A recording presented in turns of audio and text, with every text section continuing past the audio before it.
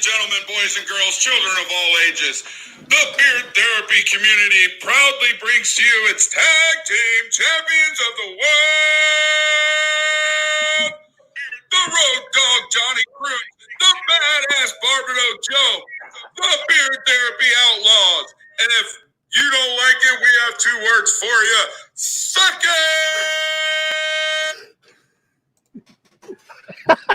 There you go. Yeah. And that What was an intro. That was an intro. What an intro. Thanks to Brett for that intro. Thank you, Brett. Outstanding. That was awesome. So we're back. All Wrestle Beardcast. Yes. Holy Yes, that was Brett's voice. Wow. 11 of y'all in here.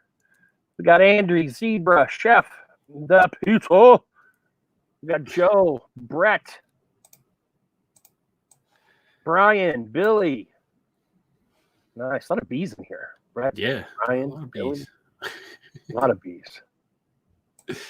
All right. Emo is coming on, but he is on Oregon, Washington time. So he's having dinner with the fam.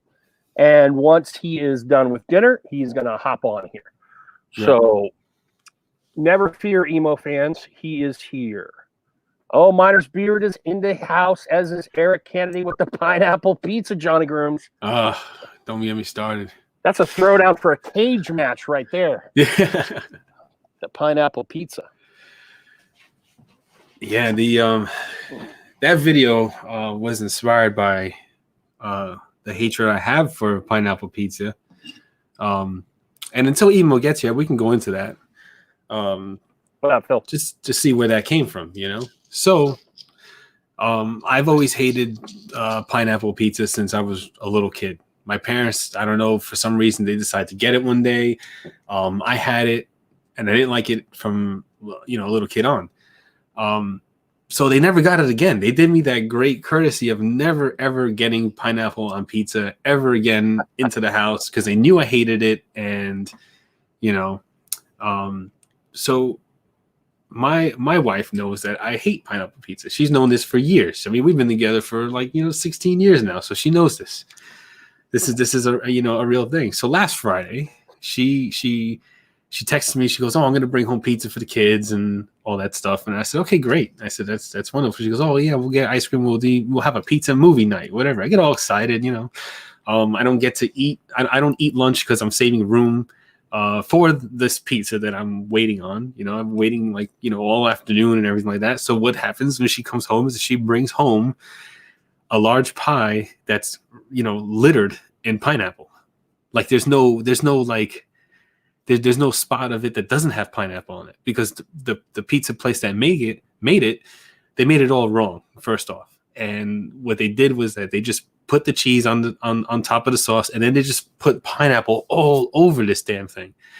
Oh, wait, hold on. So you're a toppings under the cheese guy, Johnny? No. It's just, no, I don't care where they go. Okay. But you know what? Like in the baking process, some did get under the cheese, which really, I mean, you talk about triggered, So, all right, I'm an adult, whatever. I'm hungry. I'll pick the pineapple pieces off. Fine, whatever. I pick the pineapple pieces off. I still taste some of the pineapple juice into the sauce. It makes me angry every bite. So I lost my mind when I bit into a piece and there was pineapple under the cheese that I didn't see, that I couldn't pick out. So right then and there, I wanted to take a can of gas and just pour it all over my house and light a match, just start the whole house. Like I was so angry, and I didn't eat, I didn't eat. And I took it as a personal attack because I was like, she knows that I don't like this at all. There's no way that I like this. So I took it as that she didn't want me to have dinner that night. So that was a whole nother reason of my fury, of my anger. So yeah, and I hate it, and that happened last Friday, and I was like, you know what? The people in this community, half of y'all are broken, and you like pineapple on pizza, which I don't understand it. I don't know why. It's gross. Ugh. I just thinking about it now makes me, gag a little, and I don't know how half of y'all like it. So, I made that video for the people that don't like it and needed a reason, needed reasons to explain why you're not supposed to have pineapple on pizza. And so just check that out, and you'll see that it's just there's many reasons why pineapple shouldn't be on pizza. And that's it. That's it. The great pineapple rant. The great pineapple rant of 2020. That's what happens when you're on quarantine for too long. You start to rant about pineapple on pizza. Yeah, the world's falling to shit, and we're going to talk about pizza and pineapple. Yeah, what else am I going to talk about? I'm out of work. They don't want me to work, so I'm going to bitch about pizza. So I have two little stories going into tonight. Now, if you notice, some of you might have, some of you might not have. I changed my name tonight, and I actually have two names. Joe Bermuda, way back when I first got into wrestling, which was WrestleMania 1. I watched about 6 months leading up to WrestleMania 1. Living in California, late teens. Every other house in California has a pool. We had a pool, and we had a video camera. So we being me and some of my friends, began the WAWF, the World Aqua Wrestling Federation. Nice. And my main character, I had many, of course. My main character and the number one heel in the promotion was Joe Bermuda, who was a fast-talking D-head who always wore Bermuda shorts. He also had, those old, the big sunglasses that old people wear, those real big, thick plastic ones? Oh, like the ones for when you get your eyes dilated? Yes. Yeah, okay. Yeah. Well, they were very popular today, so I had a pair, and the rims, right here, this part, they were steel tipped. So that was my cheating mechanism. So I had the razor tipped glasses, and I worked at a fast food restaurant. So I'd always bring home ketchup packets so that we could bust open. And we had a 2-story house, so we could film. We filmed out of the second story, and we could zoom in. So you wouldn't see, like, the camera would go somewhere else when we were busting open the ketchup and doing the blood and stuff. And then we get a nice tight zoom when the blood was all over the place. It was a lot of fun. We probably did a good 15, 20 matches in all total with a bunch of different characters, a bunch of different, we did a few interviews and stuff like that. So that was Joe Bermuda. Then fast forward to when I move out here to Pennsylvania. And I don't know how many of you are old enough to remember this. You would have to have been the right age and been on the internet in the late 90s. But internet wrestling was this huge thing, capitalizing on the Monday Night Wars and stuff. There were internet wrestling federations where guys would literally write up cards. All right, they would write up the card, and people would submit their promos in text. All right, so you would design your promo, you would design your character, blah blah blah blah blah blah. Well, there was this cool federation. I joined a few with different characters, but there was this cool federation called AICW. I just did a search before we went on here tonight. You could find Hardline Byron Brady on there. AICW was this internet wrestling run by 3 college dudes out of New York, and Hardline Byron Brady became the number 1 face and AICW champion at some point. And it was totally different role playing a face as opposed to a heel. A lot harder to role play a face. So these are 2 fantasy wrestling personas that are part of my lifetime. So that's why the name change and the kickoff to our wrestling shows. Other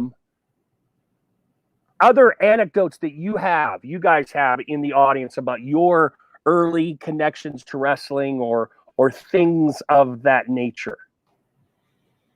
What turned you on to it? What was a live show you really remembered that you went to?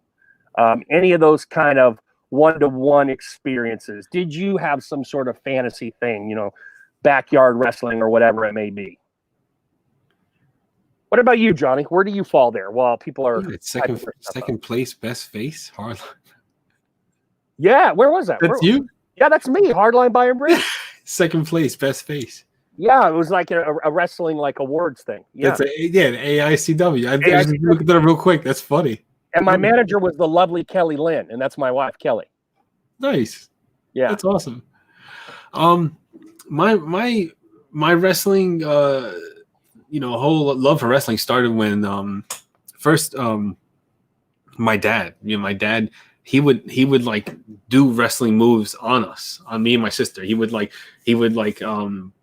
fight with us. So he would be the champ and we would be the tag team. We would jump him, and like he would like get me in this hold, and then my sister, he would like fight off my sister with one hand and all that stuff. So then he would do that before the wrestling on Saturday morning. Was it Saturday mornings or Saturday afternoons would start? And that was WWF. That golden age where Macho Man, Hulk Hogan, and Undertaker and all that, like that came on and stuff like that. So more Ultimate Warrior and all them, Roddy Piper, the Rockers, Demolition, like all those guys, Right. So before watching it, we would play fight, and then we would watch the wrestling. So then that's how I started, falling in love with the wrestling. And then he would take us to Madison Square Garden. That's where I saw wrestling. I saw him like live. Went to Madison Square Garden a few times because he had the kind of job that he got a lot of perks because he was he was the accountant, the company accountant.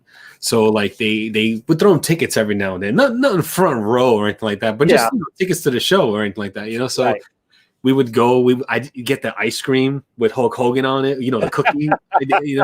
The old school one with the big wooden stick and everything like that. I remember that so vividly. And then like he got us the Bash Buddies and all that stuff. Like I would hold little Bash Buddy into there.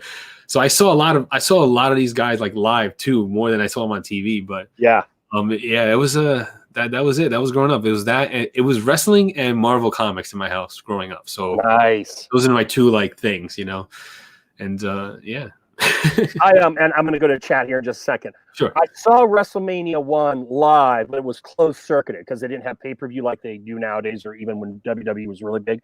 So I had to go to the San Diego Sports Arena, but that was really, really cool because it was like totally brand new. So, and there was like, there's a few thousand people there. But post that, San Diego was one of those towns that WWF would hit like usually every other month or every 3 months. But they did a Piper Hogan program after that. This is before I was smart, okay? But there were some other good matches on there. There was Snuka Morocco, and there was Valentine Santana. But I remember when Hogan came out, the way I have never felt a crowd that electric. And I saw Eddie Murphy live for his Raw tour in that same exact venue. And it didn't touch the electricity that the people had for when Hogan came out. And I was just like, and I would probably like, I don't know, 18, 84, 17, somewhere in that neighborhood. But it left a lasting impression on me that one man could generate that kind of, that kind of applause. And I've been in baseball stadiums and stuff, and it's way different dynamic. Yeah, that's why that's why the Hulkamaniacs and all that. He draws the power in from the that's where all that comes from, because you really feel it, like you experienced it. Like you had that when that amount of people are all like cheering for one person, like that is in the air. That's energy you can feed off. You feel it, so what that feels like. That's the first time I really experienced that. I'd heard of it, but I'm like, how does that? And then I'm like, okay, I get it. It's a thing. It's really, when you go to a crowd, it's like, it's powerful. Yeah. That's right, Zebra. It's a powerful feeling. All right. So Zebra says, Undertaker, enough said. Chef, I remember me and my friends would do wrestling entrances as theme songs. Nice. Beards and Banjos, rock and roll. Yeah. Brian would have been a Mid-Atlantic NWA, WCW guy, depending on what era, but the Rock and Roll Express, man. And of course, when they met up with the Midnight Express, eventually that became Tag Team Lovers Heaven right there. Ricky Morton, still arguably one of the best sellers ever in professional wrestling. Bearded Life Joe, Bret Hart versus Tatanka at the Continental Airlines Arena was my first match ever, and I fell in love right away. Tatanka would never be allowed to be a thing today. No, he would not. He would not. At least they'd have to change that costume for sure. Now, Joe, had Hart already won the belt? That seems to me, if it's Tatanka, it seems to me when Hart was a heel. So was that before he had won championships? It feels like it would have been. The whole concept of Paul Bearer raising the dead man. Yeah, well, I'm going to talk a little bit more about that. Hey, Tyson, I knew something was fishy when I put someone in the figure four. Like, you're like, no, it does hurt though. Is the Boston Crab? I tried them all, brother. I tried all those submission, the ones that I could pull off. I tried some, like the abdominal stretch. I never figured that one out. How does that work? You know? Oh, But my dad used to do that to me. the abdominal stretch. Yeah, he used to pull my arm. And he's like, he used to stretch me, and then he used to slap my belly as oh man, yeah, I remember that. I had in that same pool league, there were a couple kids. My family lived there, and then a guy and his son lived there. And the kid was like 12, so he was tiny. And so, of course, you got to have in 1985, you got to have a Russian bad guy. So I had Ivan Ivanovich. That was the Russian bad guy. Ivanovich. And this little kid, man, I could gorilla press and slam him. I mean, I could do all the cool power moves of this little kid. It was fun. All right. My brother and I wrestled my dad in the living room. There you go. He named my brother after the Macho Man. Oh, yeah. I used to watch as a kid the Saturday cartoon with Piper, blah, blah, blah, blah, blah. And when I couldn't stop watching my brother, who's 10 years younger. That's awesome. I never got into the cartoon, but I was into the wrestling album, from the 80s, the rock and wrestling connection kind of stuff. Backyard wrestling was fun, especially with a drywall sheet between two chairs. I got to choke slam someone through. It was great. I never. Oh my God. The pool was good enough for me. I was a little behind that backyard wrestling era. It hadn't quite hit yet, but we had a lot of fun in that pool because we would do all the moves. Only it was a little slowed down because the water was holding us back. There's my man. Yeah. Emo, we're sharing stories right now of what got us kind of into wrestling, whether it was a live event, a connection with a wrestler, something with their family.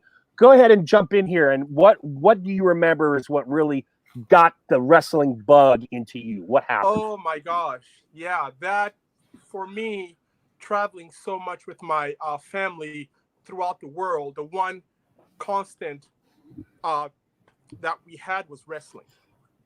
Every country where we stopped, there was some kind of broadcast being shown of either Continental Championship Wrestling or Smoky Mountain or Smoky Mountain NWA, AWA, something was being shown in every place that we traveled to. And it was always, being dubbed over and whatever. But that was like the one constant for me. So that is how I got into, watching wrestling, because it was, like an old friend for me, pretty much, So who was that first character that really grabbed you that you became a fan of? For me, it was Piper. It was Roddy Piper. I was a big fan of this. For me, I would have to say Randy Savage match. Randy Savage. His intensity in the ring, just how he was, how he spoke, and all the hand stuff that he did when he was speaking, like, Mean Gene, I told you about the Hulkster looking at Miss Elizabeth. I do not like how he was looking at her. Yeah, that's another man's property, so you do not touch, Hulkster. You do not touch. So I was just like, oh, Randy, yes, that was my guy. Yeah, that was my guy. Outstanding. I'm going back in here to catch up with what the chat is saying. Jeff Wright, good to see you, Jeff. Love Macho Man. Pizza Face Macho Man of World Day. I was never a Hogan fan, but after that Sports Arena date, I could respect how that man could draw an audience. Yeah, the guy was a terrible wrestler, honestly. Yeah, he was kind of stiff in the ring, couldn't move, wasn't agile, was just big and bulky, and he was American, so everybody loved him. But he was a terrible wrestler, man. Yeah, he was. It was all about Rocky III. That's, aside from his natural big physique, but Rocky III is what put him over. Okay, so I was right about Hart. He hadn't won any titles when Joe saw him. DX had the best and most hilarious entertainment. Yeah, when you get to that era, that's something else we can talk about, because that's a huge era. Oh, what a rush. Yes, Joe. Yeah. Road Warrior Hawk, one of my absolute favorites. Road Warrior Hawk. The pranks and the hate on McMahon. James Laurinaitis was one of my favorite. His son, Animal's son, went and played. Now he's in the NFL. DX, Bearded Life, Brett, for thousands in attendance. Rocky. I don't even know that was supposed to work like it did, but it did. Right. That was pretty, because he gets burdened down with that horrible face gimmick, whatever, when he had the Islander and he had the little dangly things on his arm. Yeah. And then they stick him with the African American team, and then he's just like, what African American. I mean, he just takes the hell over. You know, it's just against him. No more Nation of Domination. Right. Exactly. So my question to you, Joe and Johnny Grooms, would be, which match for you in the 80s era was the most, how can I say, the most gut-wrenching, full of emotions and whatnot? So which match for you was that? It's very easy for me. It's for gut-wrenching and emotion. It was WrestleMania 1 with Piper. I was such a huge Piper fan. I didn't realize he was a brawler and that he wasn't the best technician in the world. I loved his mic work, and I really thought he had a chance against Hogan. Now, again, I'm not smart. I know it's at a predetermined finish, but I don't know all the who's gonna win and why's. Yeah. And when he didn't win, and then when they turned Orndorff, who I really got to love too, because Orndorff's physique, Mr. Wonderful. Yeah, Mr. Wonderful. He wound up turning face as a result of all that mess. They turned, so Piper loses and Orndorff goes face. Oh, I was going nuts. So that's WrestleMania 1 main event for me. Have you seen what Orndorff looks like lately, Joe? Yes, I have. It's Lex Luger. Yes, Lex Luger. Terrible. Yeah. Oh, he's all skinny and frail, and his hair's all gray. His face has fallen. It's just, he looks bad. Yeah. He looks really bad. Yeah. Mr. Grooms, for you, emotional match of the 80s. In the 80s, I was a kid, and I didn't really. So was I. No, I was a little kid. I was born in '83, so like. Okay. So you were a baby. Yeah, I was like a little kid. Gotcha. So like I didn't really start like matches and things like that didn't really start hitting me until like the Attitude Era. Like that's when I was in like middle school and high school, like watching Monday Night Raw every night. Especially when we had cable. But I think the earliest jaw-dropping moment for me was the Ultimate Warrior. Like it was more like his promos and when he entered the ring. And when he did all the rope work and all that stuff and the craziness, and the running, yeah. But yeah, that was like that. I don't really have a match that stands out that like impacted me in any way or anything like that. Now that I think about it, I'm just general like all around fan of it all. So. Now for me, I have two of them. Number one would be Kerry Von Erich beating Ric Flair in Texas. Yeah. Oh my gosh. Now, I never saw that one, but I read it in PWI. I used to buy PWI monthly, and I never saw that match. That was the most, I don't know. I actually cried, Yeah, I could see it. Because it was just so emotionally charged after him losing his brother overseas. It was just so built up and, made into this grandioso thing. And then when Kerry finally wins that title, that whole stadium exploded in Texas. Yeah. Just everyone went nuts, hugging each other, crying.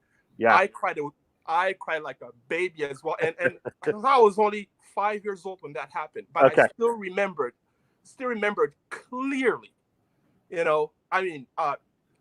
Kerry was looking really good. I mean, he was in great shape. He was all defined and cut and was jumping off the ropes and just working. He worked Flair in that game match. He absolutely worked Flair. Flair sold everything. Ric Flair. He is Ric Flair, so he sold every move to perfection. And that match was just so emotionally charged, and people cried and hugged each other. It was beautiful. Yeah. Second match, the return of Miss Elizabeth. Oh. Okay, yeah. I saw that one. Macho Man versus the Ultimate Warrior. Yeah. For the IC title. That match was just like so gut-wrenching. There were so many moves done, and Sherry was on the side, yelling and screaming, beating the mat and all these things. Then Warrior just humiliates Macho. You know, he takes him, throws him up and down, does the leg, runs over the ropes, and puts his foot on his chest with the arm raised. 1, 2, 3. That's how he won that match. I mean, how humiliating was that? Mm-hmm. Terribly humiliating for him. Again, I cried. I was like, no, why are they doing this to Macho? Why is Sherry mouthing off to Macho like that after he lost? I mean, she was slapping the guy, you know? She was slapping the guy saying you're worthless and blah, blah, blah. Then Miss Elizabeth comes running down that curtain. Down that hall, just comes running, takes Sherry by the hair, throws her out, walks in that ring. They stare at each other, and then they hug. Oh my gosh, I just about had an aneurysm.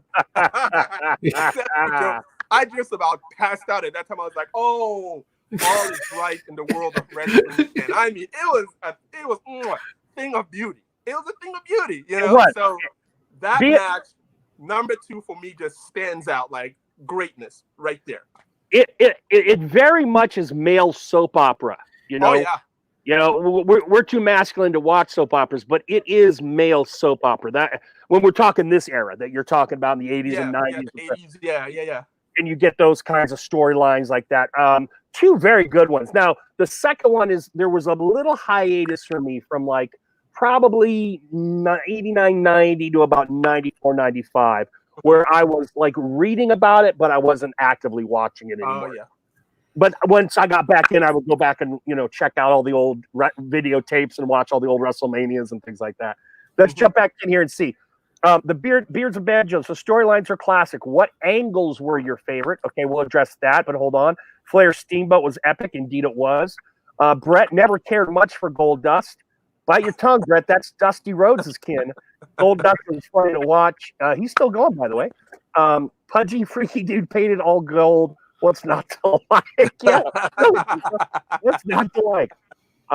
Yeah, Joe, the true Von Erich story was terrible. Horrible, and terrible together. It's still heartbreaking. Yeah. Let's see. Played at Ohio State. Dan C, what's up? The storylines were classic. Got that. And James, only Macho Man snap. Little pineapple pizza action there, Johnny. Storyline of Ultimate Warden kidnapping the members of the NWO. Yeah, I don't remember that. All right, so got a couple good ideas here, all right? So first, let's talk about great angles. Let's talk about, we've got Flair Steamboat. What are some great angles we remember? Johnny Grooms. My favorite one is Steve Austin versus Vince McMahon. That whole exchange, that whole entire. I don't like the way it kind of ended. It ended kind of really silly and awful, but when it started and it got to like the meat of it, that was really, really entertaining. Yeah. The ending they really messed that up because he turned bizarre. Like he turns like a weird, like buddy, like a weird creepy kind of buddy with Vince. It was weird, yeah. But leading up to that whole exchange was good. I like that. Emo? I would say for me, Oh, we lost Emo. Was absolutely fantastic. Emo, we lost you for a second. What was that angle? With the gangsters. Remember that, Joe? Okay, so we're talking ECW. I lost you a bit. We're talking ECW or Smoky Mountain. I can't hear you. Okay. Look at the chat. Yeah, he had a technical glitch. Yeah, you gotta come out and come back in again. Okay, so he'll come in. Okay. Owen Hart dying on that pay-per-view. Oh my God, I can't wait for that match with is that Hart or that Beyond the Shadows, whatever the hell it's called, the Dark Side of Wrestling. I don't think they won't have that footage, but no. That footage. His original name was Pineapple. Hello? Can you hear me now? Okay. We had a technical glitch. Go ahead and repeat that. I heard gangsters, but I didn't hear anything else. Yeah, that whole era with the gangsters, especially when the whole Rodney King thing hit, those guys just played that. I mean, New Jack was just something else. So, that whole thing of New Jack being paired with that big, dumb guy who was just strong, who couldn't speak. and they would absolutely just piss people off everywhere they went. Mhm. You know, people would throw throw racial slurs at them. Yeah. Like, "You ends, get out of this town. This is the South," and they just embrace it and love it and play that angle for years, pretty much. So Yeah. So for me, yeah, that was a great angle, I thought. As a young boy, Emo, did you find yourself identifying? Was there a racial component to wrestling to you, or was it just whomever you liked? It was never, it was never racial for me. I just like high flyers. Yeah. I like guys who were intense, guys who gave good interviews. So those are three things. Yeah. Race did not matter. Love them all. I love New Jack. I love the Gangsters. I love Ric Flair, Von Erich family. This I just love wrestling, period. And if you were good, I was a fan of yours. So. Yeah, same here. The mic, I like the mic even more than the matches most times. Because back in those days, most matches you saw on TV were squashes, right? You weren't getting like quality matches like you did during the Raw Nitro era. I remember too, because I started getting Meltzer's newsletter sometimes in the 90s in the hard copy, and that's what introduced me to some of the Japanese guys. So when I first saw Muto on WCW TV, and the first time I ever saw a moonsault, I remember that being one of those moves that just blew me away. I was like, oh my God, are you serious? And then 5 years down the road, Vader's doing moonsaults, you know? But that was one of those moments where watching him do that made me get very interested in knowing more about Japan. Nice. Okay, so that's going to bring up a question for me to you, Joe. So do you think New Jack was a better wrestler in Smoky Mountain or in ECW? Okay, two answers there. I've only seen him in a limited fashion in Smoky Mountain. That's number one. We did get the ECW show in San Diego. It was just really late at night, but I would just have the video, recorded. So that was my true exposure. I actually saw New Jack in ECW first, and then later found found episodes of him in Smoky Mountain. I think when you add context, he's out in these little hill towns of Kentucky and Tennessee, right? And when you add that to it, like ECW is just mad craziness, but it's Philly, man. It doesn't matter. But the fact that he was black and in this white cracker neck of the woods, right? Yeah. And they're calling him all these names, and he's doing stuff to make him call all these names. I just dig that idea more than, because in ECW, he's crazy, but a lot of those dudes were crazy, you know? So he's just kind of more like one of the population, where I think his angle and what he tried to do in Smoky Mountain, I think it really stands out to me. I absolutely agree with you. Absolutely agree with you. And as a wrestler, I think he was much better in Smoky Mountain versus ECW, because he wasn't as rough. He wasn't as ruthless. He was an actual, technical wrestler. He had good wrestling moves. Yeah. So yeah. Johnny, I don't want to. Sorry, what? No, I don't want to. If you got stuff to say. No, I'm going back and forth with the chat about pineapple. Good. Thanks for staying in the chat. Stopping by, say hi, show some love, stay safe, everyone. Honky Tonk Man, that's one of those great. What was cool, I love all the behinds. Now it's normal, but back when Meltzer was one of the few guys, and the dude in Minnesota with the wrestling torch, Wade Keller, I think, those early newsletter writers, getting that behind the scenes stuff was just like mind blowing to me, you know. And the stories became so much more interesting than whatever the hell was on the screen. That reality. There are some legendary stories behind the scenes. Oh yeah. Yeah. All the stuff that they do, and people would hook up with, and all the drugs they would snort. They did some craziness back in the 80s. Those guys were insane. I can't remember, but I mean, just Flair's legendary drinking, and Brian was talking about Rock and Roll Express, Ricky Morton's legendary coke snorting, Robert Gibson's legendary cock size. I mean, there's all these stories out there. Jim Cornette would laugh that some of the guys like the Fantastics or the Rock and Rolls, the good-looking face dudes, they would have competitions to try to see who got laid before they got to the ring that night. Right. Isn't that crazy?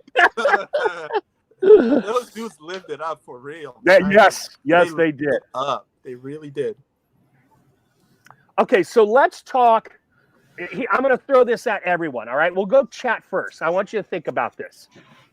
When you were growing up, or whenever you really felt a strong connection to wrestling, and that could be even right now to this day, who was your favorite guilty pleasure wrestler? Meaning that most of the people didn't really dig him, but for some reason he sang out to you. It could have been a job guy, or it could have been some undercarder or mid-carder, someone that not a lot of people really liked, but you would never miss his match. And you always, even if you wouldn't admit it publicly, you always had a strong liking for. That is an awesome question, Joe. Yeah, actually, I mean, For me, it was one Barry Horowitz. Barry Horowitz, Barry yes! Horowitz was one guy for me that he was just a guilty pleasure for me. I mean, he got pounded and lost almost every single match. Yeah. And then China.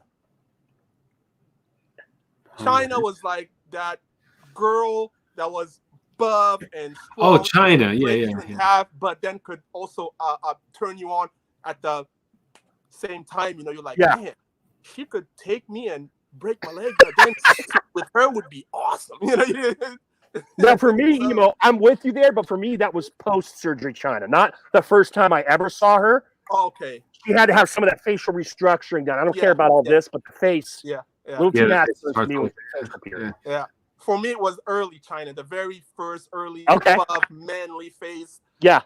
I don't know. It's just, something about her, about her strength and just scary, but yet weird and nice at the same time. Yeah. Oh, I get it. I totally get that. Yeah, I understand that. Johnny Grooms. Doink the Clown. Every time Doink the Clown had a match, Doink the Clown. I was like, I gotta see this, and I hate clowns too. So, but Doink the Clown. That was like, one of the wrestlers I used to like to watch, even though he wasn't. I mean, he was popular and stuff like that, but it wasn't like a big main guy. Yeah. Right. Let me see. How about you, Joe? I'll tell you what.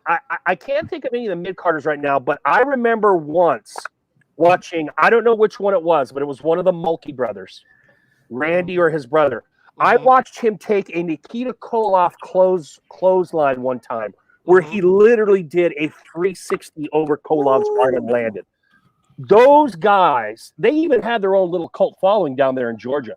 Those Mulkey brothers could bump like nobody's business, and they would always get destroyed because they're these skinny, pale white dudes. They're like this close to albino. That's how pale they were with blonde. Do you remember them, Emo, the Mulkey brothers? I do remember them. Yeah. Okay. Yeah, I do remember.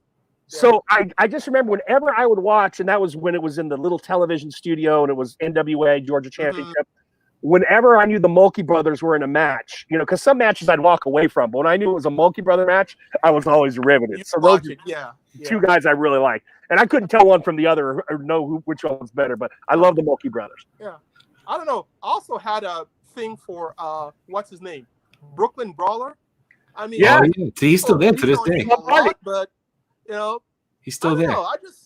I like that guy. His jaw, dark hair. I don't know. I like the guy. The jeans, the ripped shirt. The jeans and the ripped shirt. That dude will just get mauled by everyone. Let's see who we got here. Beard Zebra says he misses the big show. Bearded Banjos, the Four Horsemen, of course, dominated WCW. To me, the greatest stable ever. And again, I said this once before, but the only Four Horsemen in my book, there's actually two. It's Tully Arn Flair. And as the fourth one, you can have either Ole or Barry Windham. Those are the only Four Horsemen I want to deal with. All right, that's what else we got? Has anyone watched the HBO documentary on Andre? It's very good, Brett. I have. The Italian Stallion. Are we talking Paul Roma? Are we talking Paul Roma there, Brian? That Italian Stallion? Or are we talking Sly Stallone? Hacksaw Jim Duggan. Ho! I remember. I don't know who it was. It was one of the foreign guys would always call him Cockeye Jim Duggan, and that would kill me because he did. He had the messed up eye, and in the promo, I don't know if it was the Iron Sheik, but they'd always start off with Cockeye Jim Duggan, and I thought that would kill me. I'm like, holy cow! Adrian Adonis, Brett. Adrian was good until he put on all that weight, and then unfortunately died. I was let down by the Adonis Piper retirement match. For whatever reason, I wanted it to be something that it wasn't. You know, maybe it's because Piper went out as a face and I just loved him as a heel. Mm-hmm. China in Playboy was not a pretty sight. Oh, yeah, Rey Mysterio, of course. Yeah. Ray. Early Rey Mysterio, early. Yeah. Do you remember, and I know a lot of you did, do you remember when it was WCW and Nash had him outside and threw him like a dart into the production truck? Yes. Woo! Oh. He was a San Diego boy. Obviously, he's a Mexican wrestler, but he had the 619, which is San Diego's area code, you know, his finisher. I guess I never realized, because it's kind of like when you watch basketball. When you watch basketball on TV, a 6'9" guy amongst 6'9" guys looks like an average height, right? But when you see a 6'9" guy in real life amongst average people, you're like, damn, that is a tall dude, right? Yeah. Like you, Emo, you are 6'6", and I didn't know until I saw one picture of you where I'm like, it was like one of those frat pictures of you back in college. That's when I was like, damn, this dude's tall. I never got that height, right? So when I saw that, I knew Rey Mysterio was smaller. I knew that, but I didn't realize how small that dude was compared to Kevin Nash. He's tiny. Yeah. Tiny guy. Love the whole Lucha Libre thing, trying to play about. Okay, remember when Triple H and Shawn Michaels introduced the two new members of DX? I gotta say, I really love Billy and Road Dogg. I thought they were great in that role. China in one. But that Vivid one she did, that Queen of the Ring. My later guilty pleasure was all of Mick Foley's characters. I gotta tell you, Dude Love. Dude Love. God, Dude Love was hysterical. Yeah, Cactus Jack. I was lucky enough. I moved out here in '97, and Kelly, and this is why she became my wife.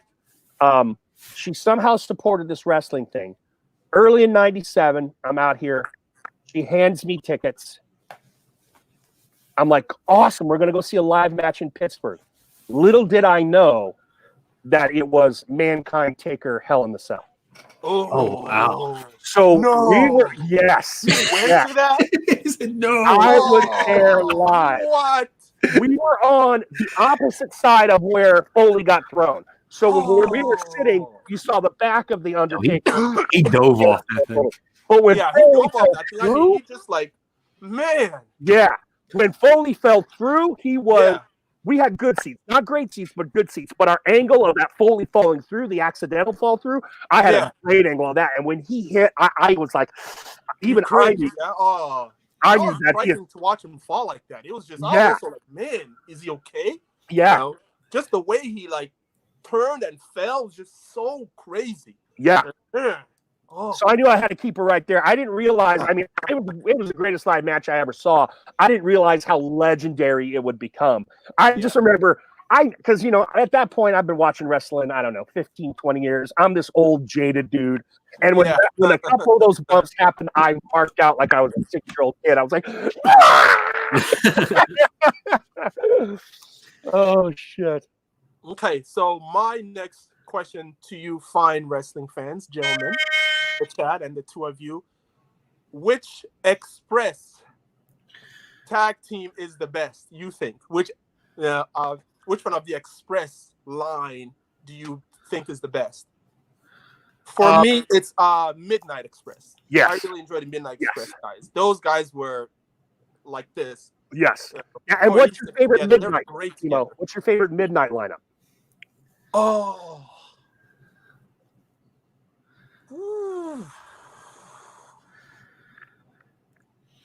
Midnight lineup. I would have to go again. Midnight Express, same guys. Okay, so the original lineup is Bobby Eaton. Well, actually, there was one before that. It was Randy Rose, Dennis Condrey, Bobby and Dennis. I started watching Bobby and Dennis. And Dennis, yeah. And then what's his face? Sultry Steve, whatever the hell his name was. Stan Lane. So do you like Stan Lane and Bobby better, or Bobby and Dennis better? Bobby and Dennis. I'll say Bobby. That's and why. Yeah. Even though Stan Lane looks better and he just looks the part, I like. Yeah, same. Dennis kind of had that old school vibe to him. He wasn't perfectly muscular, but he looked like he could mess you up. I just had to Google them because I don't together too, man. I didn't know who they were. Well, now I know who they are. Not seeing them, I know. You looked them up, Johnny. Yeah, because this is before I was born. Yeah. Blonde dudes. They're both blonde and kind of, you know. Yeah. And that's have all these Cornette. names That's where and come Cornette from makes his everywhere. legendary manager status with the Midnight Express. Yeah. He got some great promos. I remember he told one on his podcast. It was right after the Challenger blew up, and he went out there. I don't know who it was the Express was going against, but he went out there with his promo and made a direct relation to, like, you guys are going to go up like the Challenger or whatever. And at that point, Dusty Rhodes is looking. And he's like, "Kid, come back here. Go back out there and do everything like you said. No challenge, baby. No challenge." So, because they were still taping, but it was front of an audience, but he could go back and retape it. So that's, and I'm a huge Cornette fan. To me, he is the number one manager of all time. Okay, so who do you think is the number one announcer of all time? Brett Berlin. That was the Midnight Rockers with Shawn Michaels and Marty Jannetty. They were in, like, Continental, and then they went over to AWA, and then they went to WWF. WWF, after that. No one remembers Marty Jannetty, but that's where Shawn Michaels, McMahon breaks them up, makes them turn against each other, breaks them up, and of course that's when Michaels goes for super. I saw that on TV when he super kicked him through the. Kicked him right into the glass. Yeah, I was watching that when that happened. I said, "Oh, that was another moment that really shocked me." That was on Brutus the Bar Beefcake's little promo show he had there. Oh, okay. And then he kicked him right. He super kicked right to that glass. And that was the first time I ever saw like a hardcore moment. Like if you like that very first moment where it was like a hardcore moment. That was the first one I've ever seen, and that I remember that to this day. That was crazy. Well, Emo, my two are no one touches Jim Ross in a big match to me. Okay, you think so? Oh, I even not nowadays, but like back when he called, the Hell in a Cell match. During that late '80s to early '90s, or even the mid '90s stretch, I like Jim Ross. Now, my color guy, for a 2 or 3 year stretch, he couldn't wrestle because he had blood clots. So they put him in a co-anchor position, and on some matches is Jesse the Body Ventura. I loved him as a color guy on Tuesday Night Titans or whatever, him and Gorilla Monsoon. For me, nobody touches Gordon Soley. Oh, yeah. You can't touch Gordon Soley. Now, see, where I was, we didn't get a lot of that Southern stuff, so I never really got Gordon Soley. I only started getting the NWA stuff because we got cable and TBS was on that. But you had to be more Eastern. Me growing up in San Diego, I didn't get the really hardcore Southern stuff with those guys. Gotcha, yeah. Soley just has that wrestling voice, he just has that wrestling voice. He goes, NWA, and I was going on a suplex, and stuff like, oh, he jumps off the rope. Oh, good golly, Miss Molly, did you see what just happened? Did you see them getting off the top rope? Oh, wrestling, this is wrestling, ladies and gentlemen. If you're here to watch wrestling, you're in the right place. I mean, Gordon Soley was fantastic. Yeah. That's what I've heard and read. Yeah, Gordon Soley was something else. Yeah. Yeah, when I was watching, it was Vince McMahon and Jesse the Body Ventura, right? They were doing commentary, and then it was Jim Ross and Vince McMahon, and I just missed Vince as a commentary guy because I liked him as a commentary guy. McMahon he's got a great voice, and the way he would emphasize stuff, I don't disagree with you, JG.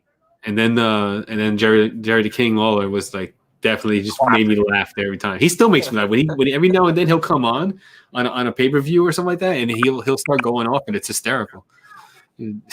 One of the greatest, for those that don't know their history before like even the 80s, but you go back to Nashville in the 70s, one of the greatest wrestling minds, one of the greatest drawing cards, could work face or heel. He was Hulk Hogan before Hulk Hogan. In fact, Hulk Hogan stole the hulking out bit from Jerry Lawler in the 70s in Nashville. Really? That's what Jerry Lawler would do. Jerry Lawler would do the shaking and the rising off of his knee. Hulk Hogan took that all from Jerry Lawler. Wow, Jerry Lawler. Wow. He is the man, and the dude looks 25 years younger than he is. Now, take away his penchant for liking teens, and we got a decent dude there. Yeah. But of course. Zebra never liked McMahon, and I get that because he is so over the top. He's definitely, I think, an acquired taste. Yeah. Shawn Michaels versus Stone Cold was the peak of the mountain. Pizza says some people say. Pizza says Stone Cold versus The Rock was.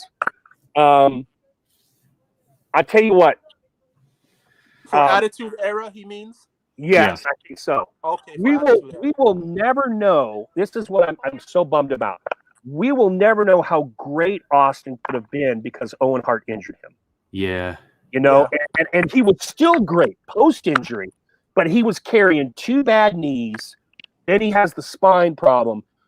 He could have been even greater than he was because he was working at a limited capacity, right? Yeah.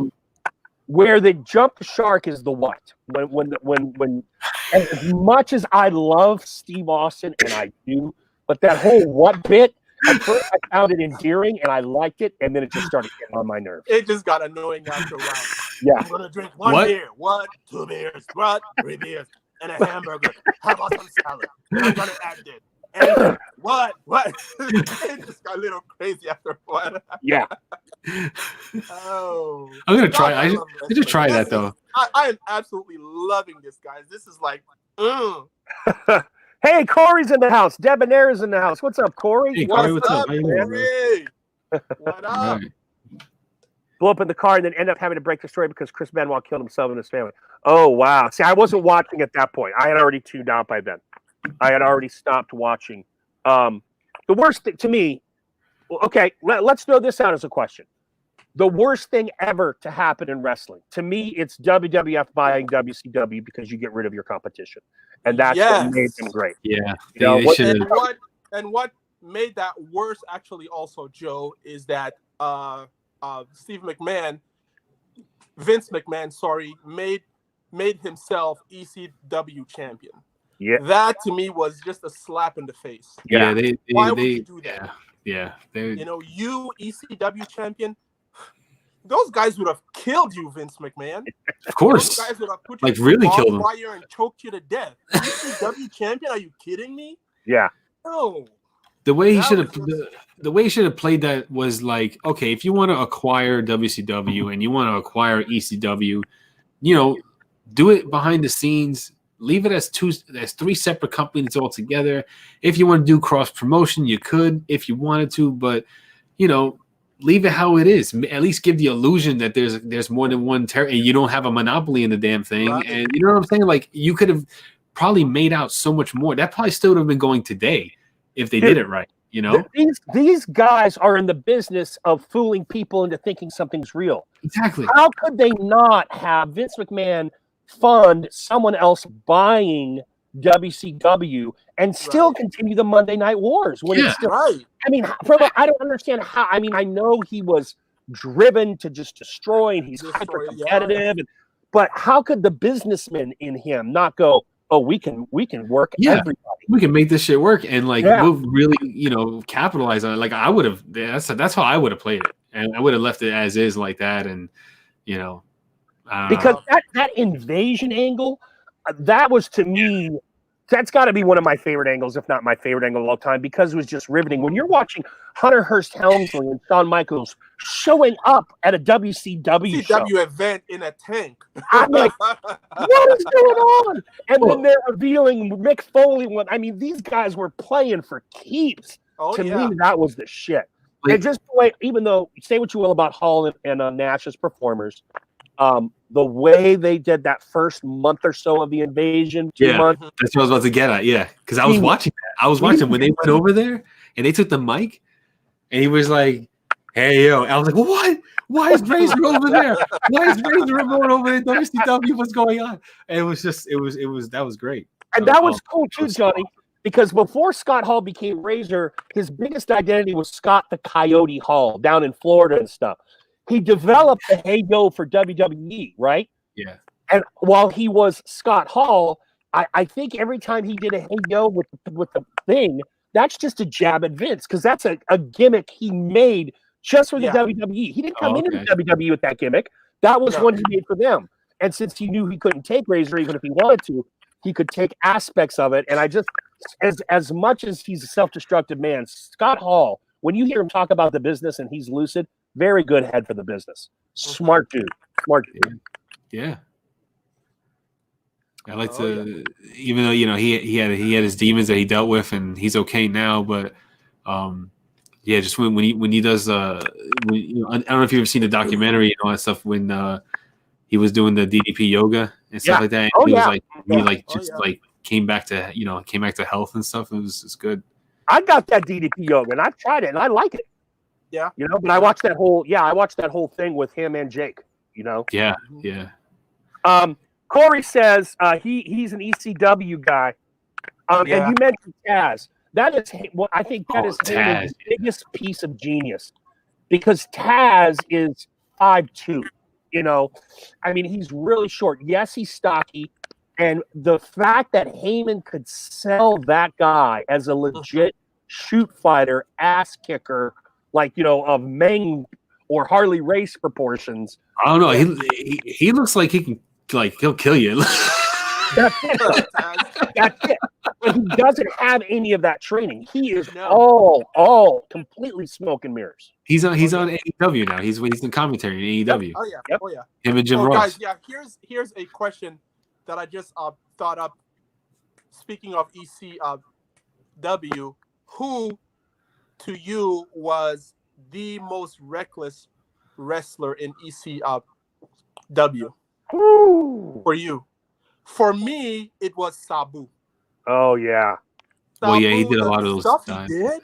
Yeah. And how reckless he would throw his body around and would take the barb thing, put it on his head, and grind it. Yeah. Oh. Yeah. Well, yes. Yeah. Too much for me. Sabu, he frightened me. Yeah. He absolutely frightened me. Just the stuff he did was just craziness. Yeah. That's a real good call. I don't know from I thought Vic Grimes would take a lot of abuse. Yeah, New Jack, of course. Yeah, particularly when New Jack is, jumping 30 feet and landing on people. But I think earlier New Jack is not nearly as reckless as later. As the later, Jack, right? Yeah. Yeah, that's another one, man. Shit, you say something to him in real life, I think he'll tear you up. He probably wouldn't even think twice about it either. I mean, he savaged that poor old man. I'm glad they did the episode, but I remember watching that video when it first became accessible with Injun Joe or whatever his name was. That was just brutal. And I didn't know about the other dude, the guy who went to prison that they showed on Dark Side of the Ring. Yeah. I never even knew that had happened. I gotta watch that Dark Side of the Ring. That more of it. Oh, Johnny, yes, man. Yeah, it's crazy, Johnny. You really should watch that one.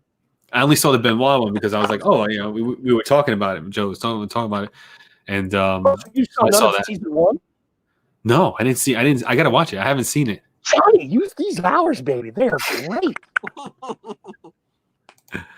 So you didn't watch Brawl for All? I'm sorry, what now?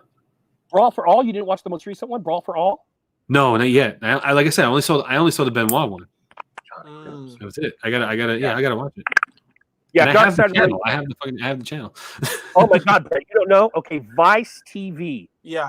They got these two guys do such a great job of the Dark Side of the Ring, like the ugly stories from the ring. They did 1 6-episode season last year, and it was such a hit that Vice brought them back, and I think they're doing 8, 10, or 12 this year.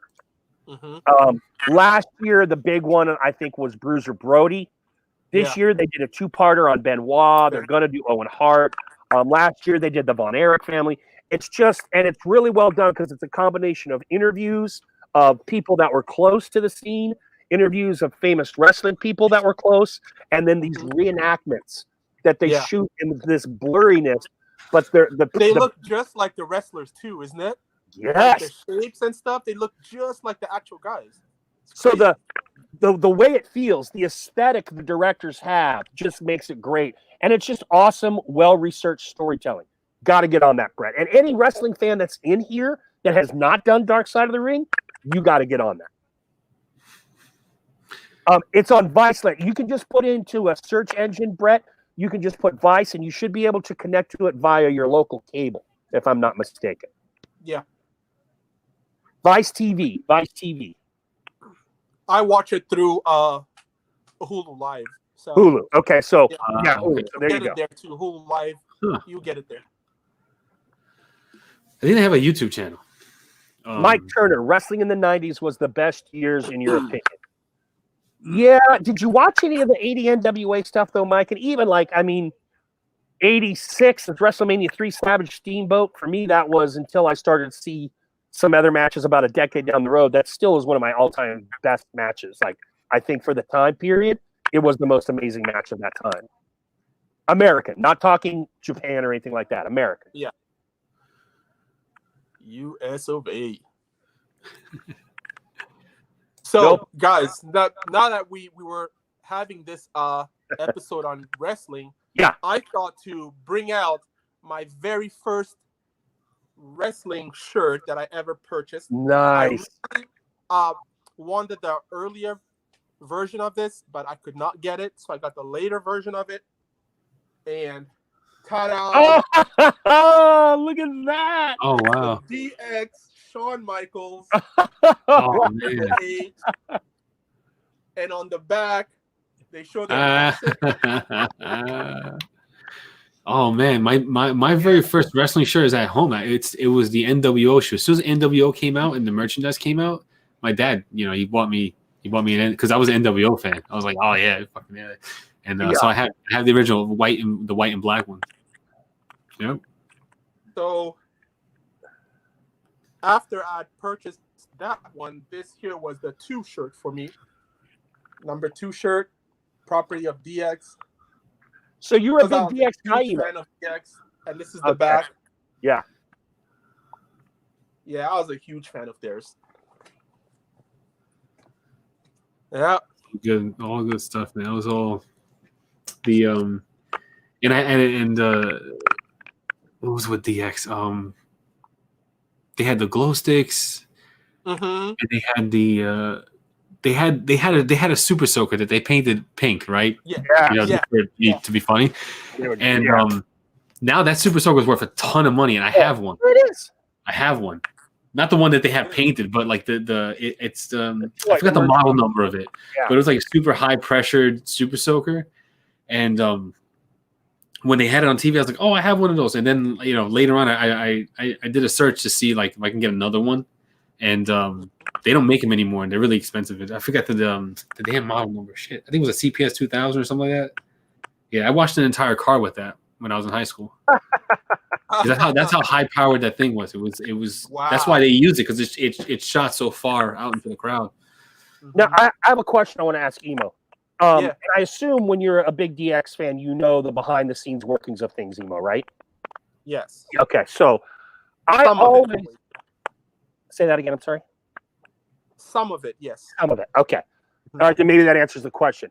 I always kept Michaels at an arm's length because I did not like him as a person, but I could not deny he was the most talented performer next to Flair that I'd ever seen.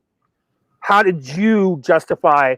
So I enjoyed DX, but I never became a fan because I didn't want to give Michaels all that love. Maybe that's a D-head thing of me. Gotcha. How did you balance that? Did you just not know enough about Michaels, what a big a dick he was in reality? How did you balance that fanhood?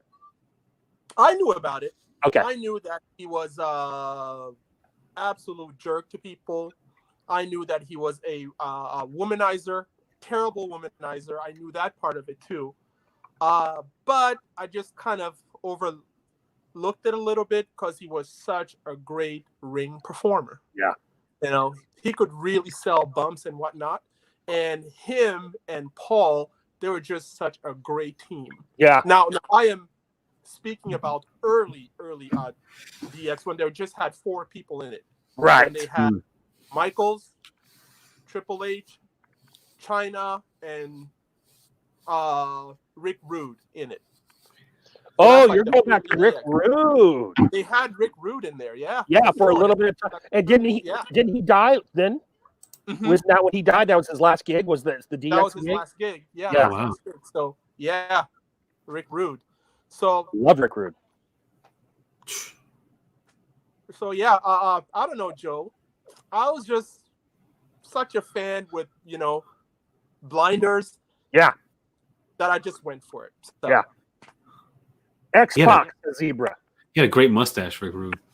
Oh, yeah. Yeah, he did. Crazy, and a truly perfect, I don't want to say non-steroided because I don't know, but one of the best physiques that wasn't blown up on steroids, particularly when he was in early WCW and his first WWF run. Mm-hmm. I mean, guy was ripped to shreds. Yeah, he was shredded. He had an 8-pack. Yeah, he did have an 8-pack. It was just like boom, boom, boom, boom, boom. Just glorious physique. Yeah. Yep. X-Pac, he came out. He was 1, 2, 3 kid at the start, and I think one of his first matches was Razor Ramon. Remember that. The Lightning Kid before that, even on Indies, and I think in Japan, because in Japan they're always quicker to enjoy smaller wrestlers than we are here, particularly in that era where Vince just wants all the giants. From the Lightning Kid, he was wearing his Lightning Kid gear when he beat Ramon and got the 1, 2, 3 on him, and that's how he got the name 1, 2, 3 Kid. I think right now there's Elias is one of the wrestlers today that looks like that old school 80s kind of deal. I mean, he's got a great beard. He's got the bodies. He looks like a quintessential 80s wrestler. And he's wearing the red and yellow, like Hogan. Like he's wearing those colors. And it's just like, when I see him, it just brings me back to that era. What's the big heel who's the big heel in WWE with the mask? With the mask. That's the Fiend. Currently? Yeah. I like his body type for a heel. For whatever reason, I always think like the really cut, muscular guys should be the pretty boys and the good guys. But the strong, kind of burly, got a little bit of a gut, like Vader, got a little bit of that gut there. And that's who that dude looks big and ugly, and you wouldn't want to meet him in a dark alley, even without the mask. Oh my God. But I remember seeing him, and I'm like, I could get into this guy if I watched current wrestling. Because he's got that look that I really like. We're talking about, Joe? Sorry, who's this we're talking about? The Fiend. Bray Wyatt. Bray Wyatt. Bray Wyatt. Okay, yeah. Well, right now there's a few of them that have like normal bigger guy bodies. Like Kevin Owens has a normal guy body. The Braun Strowman, he has semi-normal kind of like big guy body. He's not really ripped. He doesn't have like a six-pack or like that. Johnny. Is he now? He's when he first came on, he wasn't. But he's not. He was a little, punchier, but he is absolutely totally ripped now. It's crazy.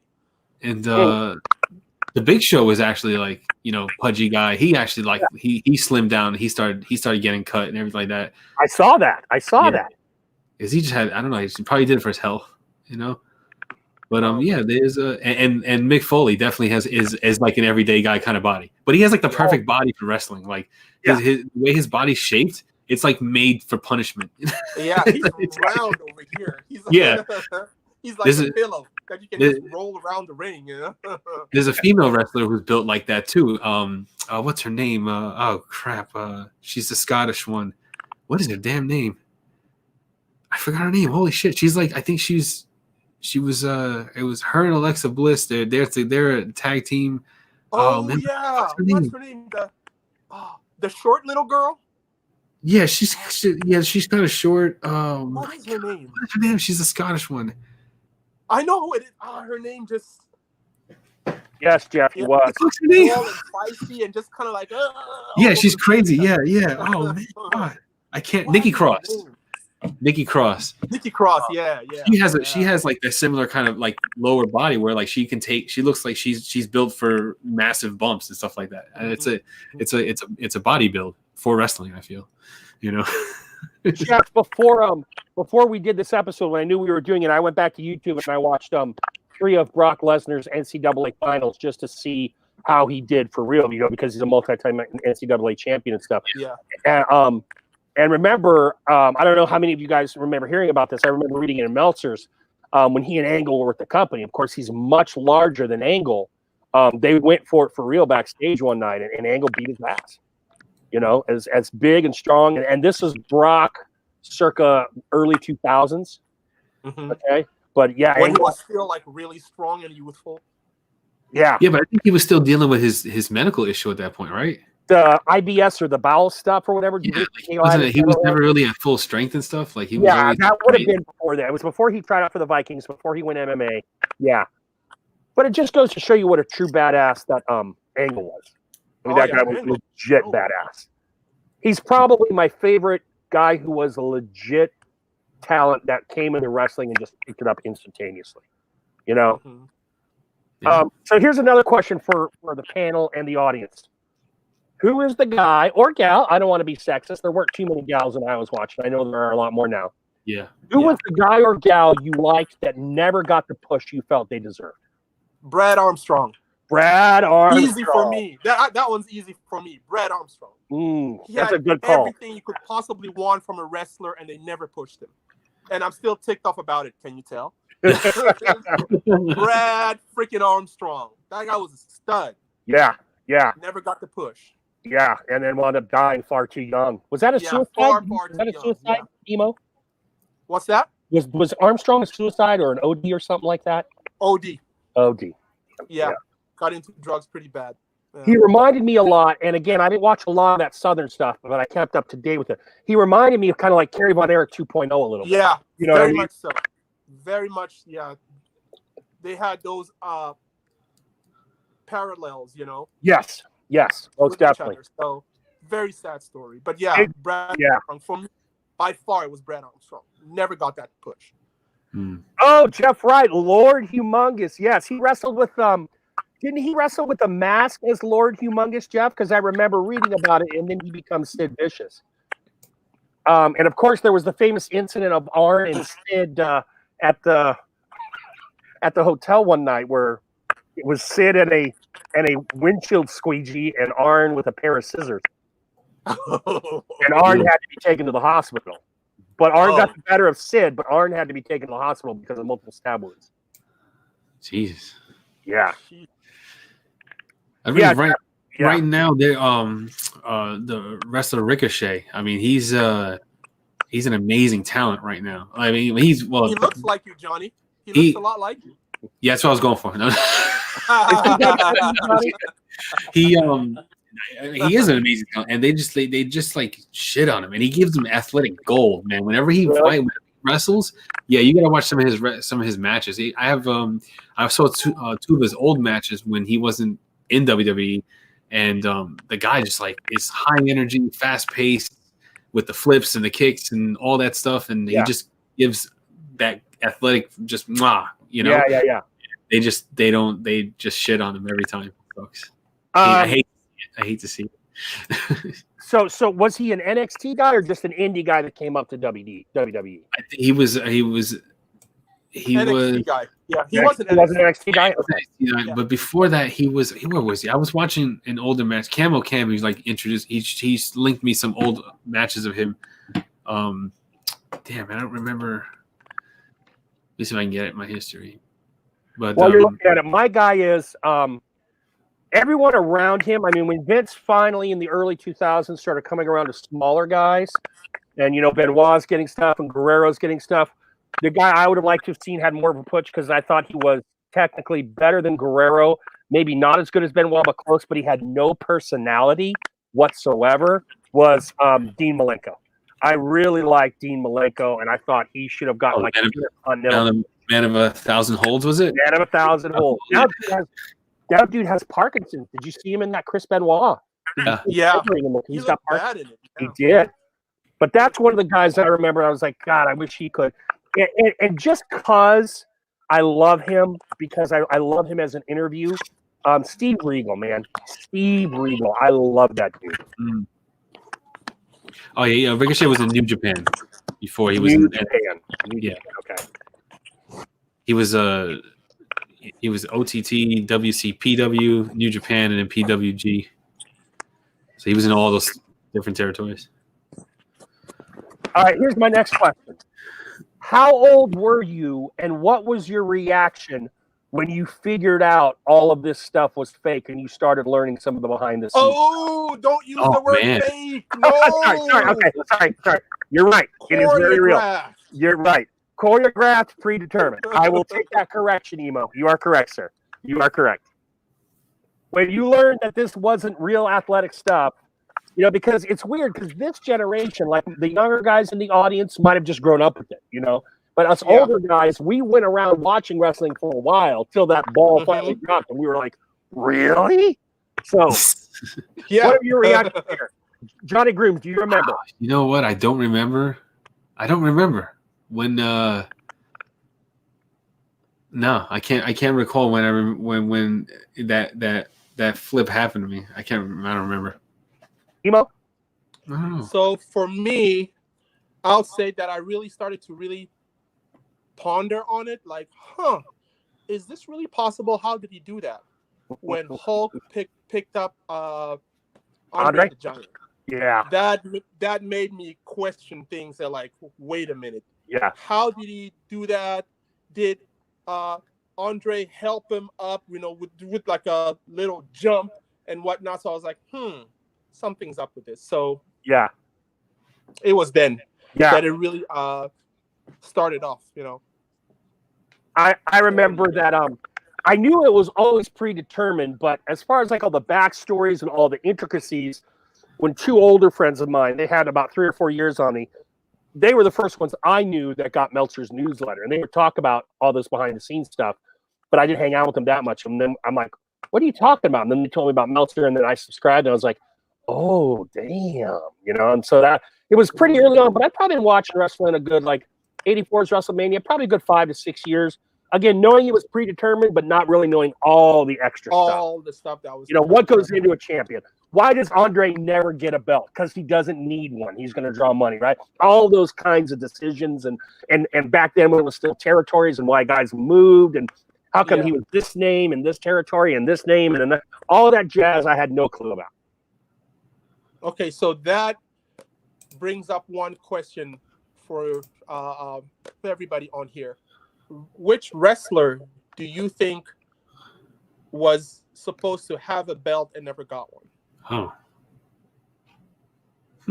Was either, supposed to be either EC W champion, WWF champion, WCW champion, and just never got it. So we're talking the high belt, the world title. Not yes, the world title, the high belt. I'm going to tell you the guy who I heard was supposed to get it, and I don't know because I was still new, was Magnum TA. Because they were grooming him. Dusty loved him. He was good looking. He was young. He was the heir apparent. He was the guy that was going to take Flair out. And then he had this horrific car accident that almost killed him and ended his wrestling career in his mid-20s.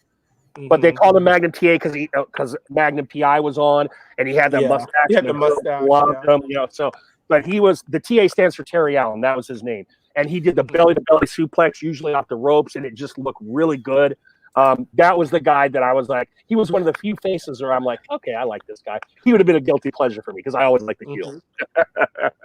Johnny Grooms? Who never got the belt? Oh, shit.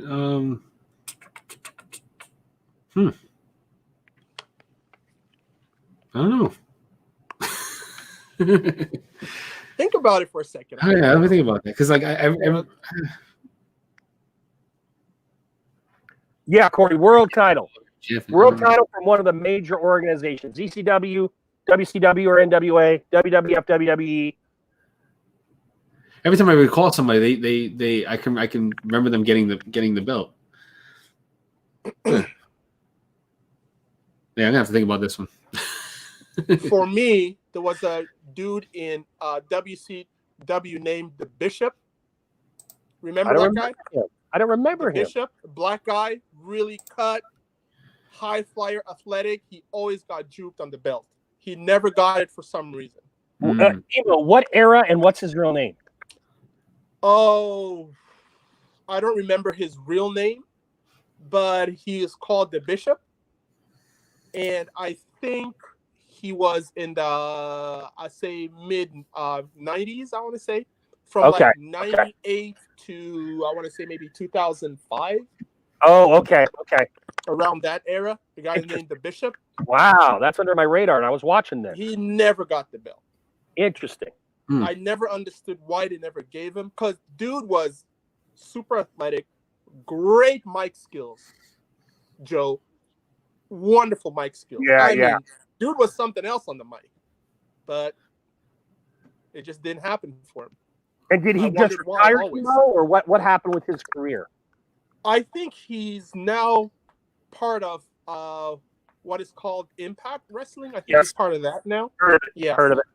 Impact Wrestling. Yeah. Okay. I don't know. I remember. Oh yeah, Faithful Bearded Rod Simmons. I thought they gave him the strap. I think they did because he was the first black man to hold the WCW title, if I'm not mistaken. Oh, yeah. I think Ron Simmons got it. Yeah, but they just didn't let him keep it for a long time. But it was a big deal when a black, and remember, he's an All-American from Florida State, a football player, and a big freaking dude, and allegedly a legit tough dude too. It was a big deal when in the late 80s, early 90s, whenever he won it, that a black man, particularly in this deep South promotion, is winning the belt. So I think he got it faithfully. Johnny's looking into it right now. Yeah, I'm looking at him. In his words, damn. Yeah, he won the WCW World Heavyweight Champion. He was the second African American wrestler to win it. Second, who was first? Ernie Ladd? Maybe Ernie Ladd. Booker T, maybe. Booker. I only think he got world titles once he got to WWE. Oh no, he was the first. He was the first. He was, okay. He was first. Yeah, and I remember it. Wow. And it was going to go to, I forget whether it was WCW or WWE, but I remember Butch Reed was supposed to get a really big belt. I don't know if it was the world. I think it was the world, or if it was a territory's #1 belt, and he pissed someone else off or whatever. But that was when nobody, no one was winning big belts back, and Butch Reed was going to win one. And then that one, because Butch Reed is another one of those guys. I don't know what happened to him ultimately, but that dude was just, he scared me. That dude was like, man, this guy's gonna mess people up. All right. So my next one, of course, would be which wrestler do you think did not deserve to get a high belt? For me, it's easy. The Miz. He doesn't deserve. No. He should not be WWE champion. No. He came a long way though. The Miz, are you kidding me? The freaking Miz? No. I watched Real World New York City, and he was saying then he wanted to go into pro wrestling. And then when I learned that he actually had made it to the WWE and had gotten a belt, whatever his first one was, Intercontinental, whatever, I was like, holy cow, that kid actually did it. And then I learned he had a world He actually made it. Yeah, I mean, respect to him for that, Right. From Real World to that. But he should not be WWE champion over some other wrestlers who were there at that era. No way.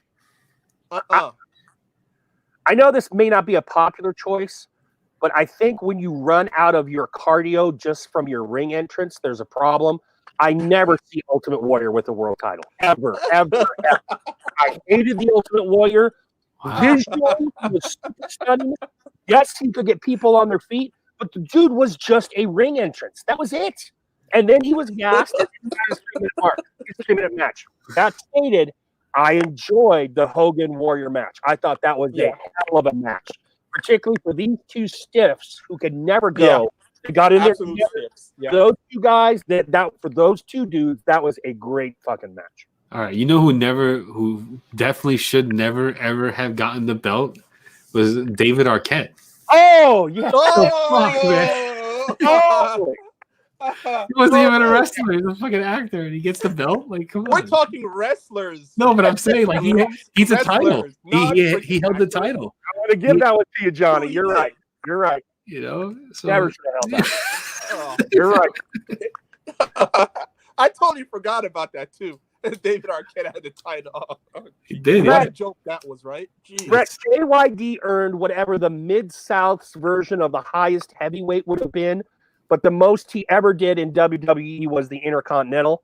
And I guess in the late 70s and early 80s, JYD was like ripped. By the time he got to WWF, he was not in the same physique he had been for Bill Watts in the Mid-South. So he was he was always the number 2 or 3 face in WWF. But he never won a WCW, NWA, AWA world belt. The Miz, I just can't get over that. The Miz. Yeah. He's not that great of a wrestler. Whoa. Okay, piece of face.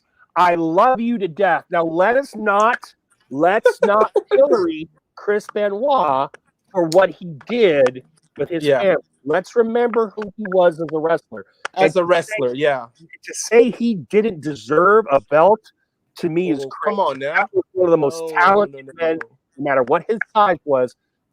That was one of the most talented men to ever enter the ring in modern wrestling. Naturally talented too. It's not that he had, he just had that natural ability to be a wrestler. Oh man, and loved it and based on the behind the ring.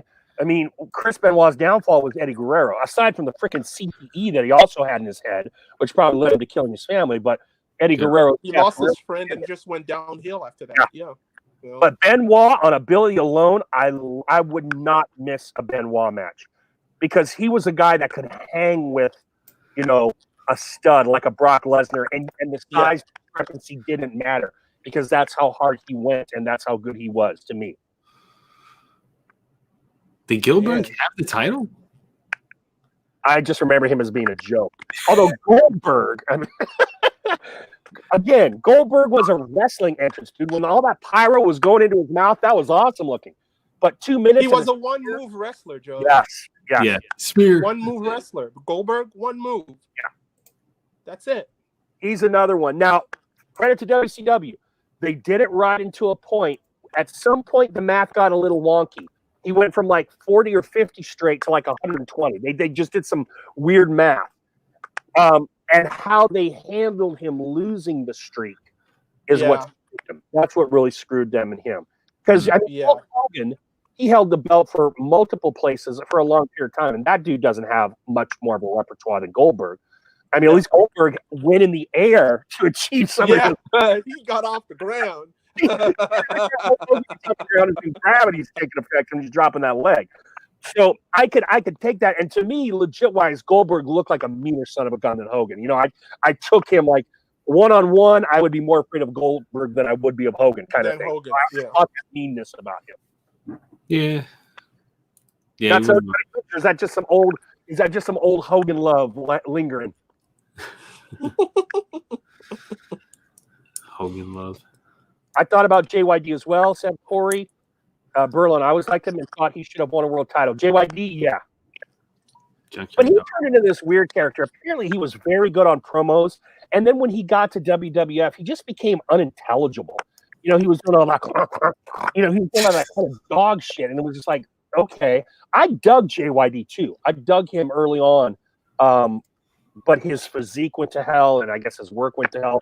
But when he was with Mid-South in the late 70s, early 80s under Bill Watts, that guy was the shit. That's why he went to WWE or F. Snuka and Macho Man. Jeff Wright, I got to see Snuka live, and even if he is a murderer.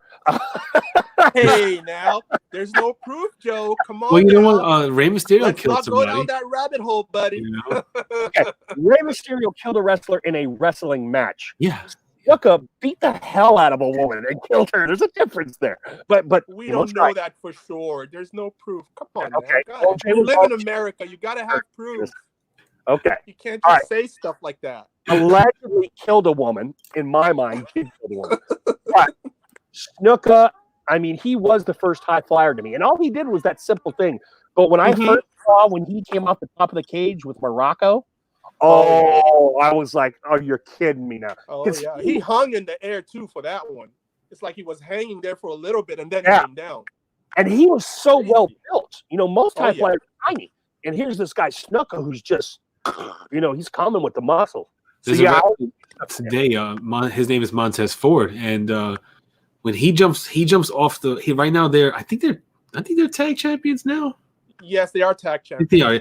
When he jumps off the top rope, he gets so much air. He jumps away from the ring and then down. Yeah. It looks like he's like defying gravity. He stays up there for like a second or two, and then he falls. That's how hot air this guy gets when he jumps. He gets up there. Oh yeah. He's freaking huge too. He jumps up and out and then comes down. It's nuts. That's the tag team that I'm looking forward to, like seeing where they go in the future is the Street Profits. Street Profits. Yeah, definitely. I feel like they're definitely a budding talent that's gonna just because they're entertaining, they're funny on the mic, and they're really athletic.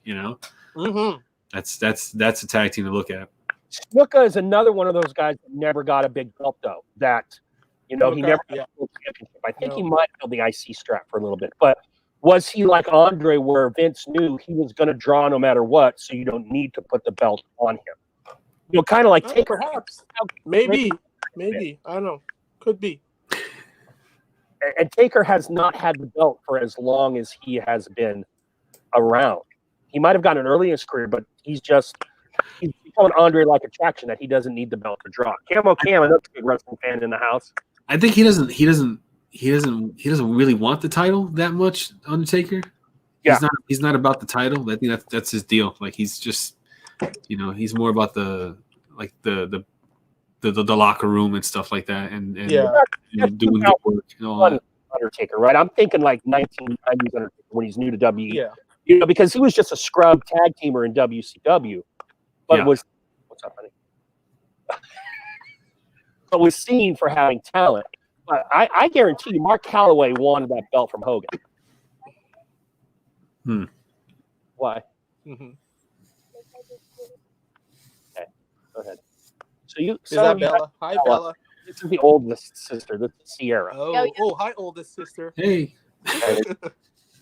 They said hi. Everyone's saying hi. Hello, are you his beard friends? We are. We're talking wrestling tonight more so than beard wrestling. Wait, they're your friends? Yes. My dad needs friends, even if they're online. So I really appreciate you guys being his beard friends. He's you're welcome. Crisis right now. That's why we're on Instagram Live. Well, we're on YouTube. Oh, sorry. We're on YouTube Live tonight, so it's only like a tri-way crisis. Usually happens when you're like 30, but it's just a little late for him. We're doing it at 50. I'm going to introduce you. That's Emo. Hi, Emo. That's Johnny. Hello. Hi. Emo, are you bald? It's bold, Emo. Is Emo bald? I don't know if Is Emo's Emo bald? No, Emo's not bald. Oh. No, I have hair. Oh, I have hair. bold. Yeah. No, Emo's got hair. Hat. And Emo's 6'6" with some guns, so don't mess with Emo. Like guns, A little bit. Yeah. Boom. Yeah. I don't know. How old are you, Emo? You're mid-30s? 40. I turned 40. 40 last Oh, time. 40. damn, Wow. 40. Looks Too good old for 40. me. Oh, thank you. I'm sure his wife and daughter thank you as well. I mean, I'm not even gonna. Okay. Good. Thank you. What's in the cup there? Unfortunately, oh, yeah. But She drinking water? She's 21. Okay, all right. She hadn't meant anything when she went to college. And then But all my girls sort of got my personality. Yeah. Damn. Oh, God. Now we need Bella on the other side. Now. All right. Well, here comes Bella. Here comes Oh, there she is. Hey. There she is. Yeah, her birthday's tomorrow. Oh, her birthday's tomorrow? Yep, she turns 14 big. Wow. live. Joshua Rick. You know Joshua Rick's Emo? He's saying Emo and gave you some fists. Who's this now? Joshua Ricks. How many people Yeah. do you Nice. Right now watching our have? Is Mr. 8. Pizza Face Holy there? cow, we only got 8 for the wrestling. We scared them away. Where's Mr. Pizza Face? Pizza Face is here. Yeah. Camo Okay. wants to join in. I'll send the link out to Camo if he wants to join in. Camo Cam. He's a Oh, big yeah. Yeah. fan too, so Okay. we'll do that. Yeah. They're okay. Have him join. Your thing is lit. Yeah, this is the YouTube screen as the YouTubers, as the audience sees it, and this is our live. We're about 5 seconds late. Yeah. Is your email? Jan Jackson was naked on When she did a little nip slip like this. Yeah. Oh yeah. What? Look at Johnny. Johnny wanted to see it. He said what? I'm like, what are you doing? I can't see the screen right now because I'm emailing somebody. Happy birthday. Pizza Face and Brett. Happy birthday, Bella. Hi, it's my half birthday. I'll be 22 in 6 months. Don't you have liquor to drink in another part of the house? That's what I'm just wondering about. Right. Yeah, really? Because I know we have a small house, but the liquor can be drunk in other parts of the house. Cam, you do not need to put on a shirt. I want to do this. I won't have a shirt. Cam, put on a shirt, please. Yeah. I should have been ejected. Please. So, What is sports bra on? okay, hold on. We have to get rid of a camera and a mic here real quick. Oh my god, fine. Goodbye. I hate you. Bella gets Camera and a mic. You gotta love it, man.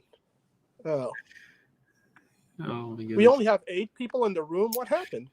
Well, our crowd's not that big. Our crowd's kind of small. We're more of a tight knit thing, Yeah, you know. gotcha. This has been absolutely enjoyable for me, guys. That I can just speak to you guys about wrestling and just let it all out. I'm absolutely loving it. It's great.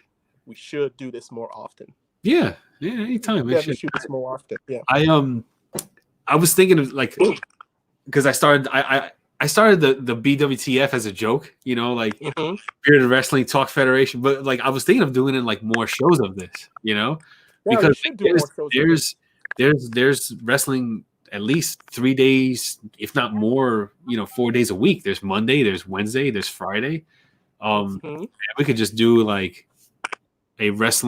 bearded wrestling talk, on live reaction to the actual shows that are happening. The actual event that happened. And things like that. We could do all that. Yeah, I want to do, and then possibly make belts, but not belts, but more like wristbands. I don't know how we would do matches and stuff, but it's funny because an hour before we went live, I thought of this whole thing, I was like, oh, we could do this multiple nights, and So, I have another question for you guys over at the panel. Which wrestler do you think was doing great prior to changing their image, look, and whatnot? That he was this dude that was really good a certain way and then switched up and then just, kind of went downhill after that. So for me, it's Sting. I like the early Sting. Oh, the colorful Sting. Colorful Sting. The bleach blonde, colorful pants, high flying, stinger splash, scorpion lock. That's the Sting I like. The earlier Sting. Now the later Sting with the whole black hair, the crow look, I was not into the crow look so much. No. Just not into that. Yeah. Always was that guy for me who was he was like WCW's Hogan, only he could work. You know what I mean? That's what I thought too. And this is why I got to get rid of you. You don't even know who I'm talking about. Yes, you got the bleach blonde hair. I shall return. Don't kill it, Joe. Have mercy, Joe. Have mercy. Do not hurt the little ones. You know what I don't like is that when NXT's wrestlers, they do so well in NXT and then they come over to the main roster, quote unquote main roster, and then they change them up and they don't perform as well. Like Elias was Elias Sampson, and he had a whole wanderer gimmick and everything like that, and it worked, and now they brought him over and now he's just Elias. I mean, he's still he's over with the crowd and stuff like that, but it's just not the same. They changed his name completely, and well, not completely, but and same with Baron Corbin. I like Lone Wolf Baron Corbin. Yeah, NXT with the long hair. With the long hair, yeah. The whole gothic thing happening, and now he's he's just a pain in the ass to watch. It's just this dude who wrestles with a shirt and pants and vest. Don't worry, guys.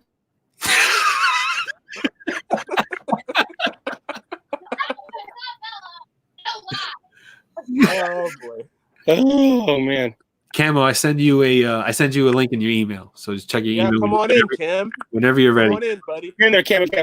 Mr. Pizza Face, Big Papa Pump, man. When Scott Steiner was WCW Scott Steiner, doing that Frankensteiner.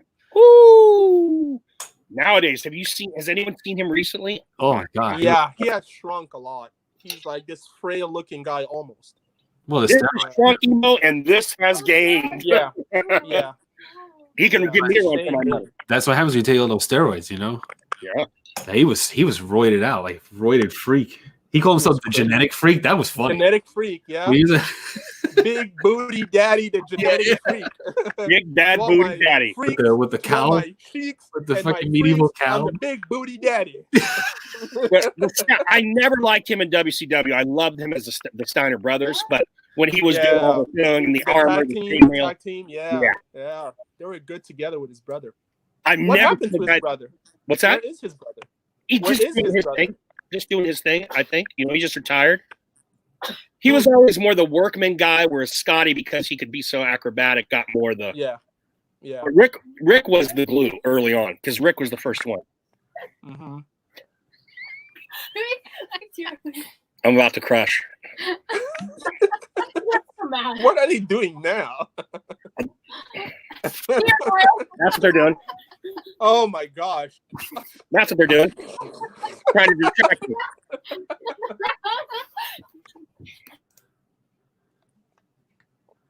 Boy. What happened? I missed that. I didn't see what happened. Rewatch it, Johnny. Yeah, I have to rewatch it. They're just being girls, They're being youngins. I guess, yeah.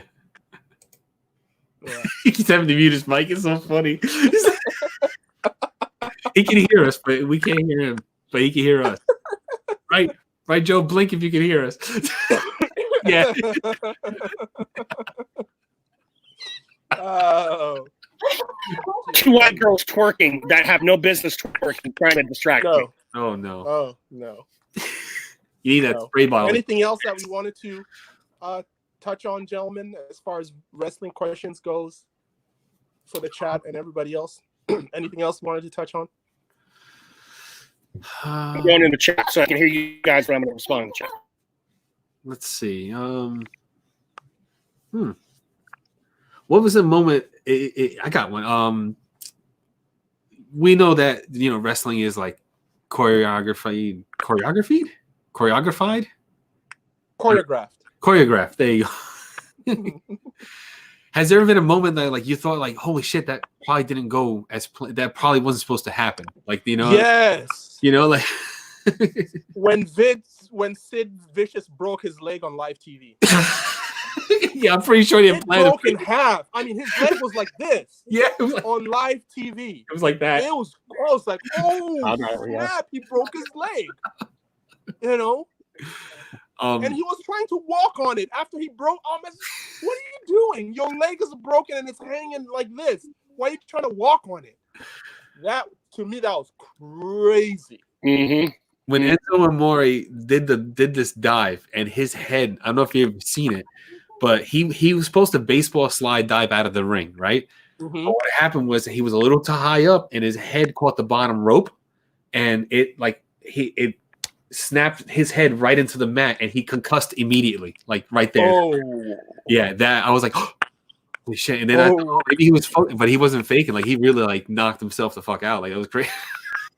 Oh snap! Yeah. For you, Joe, are you there? Yeah, I'm here.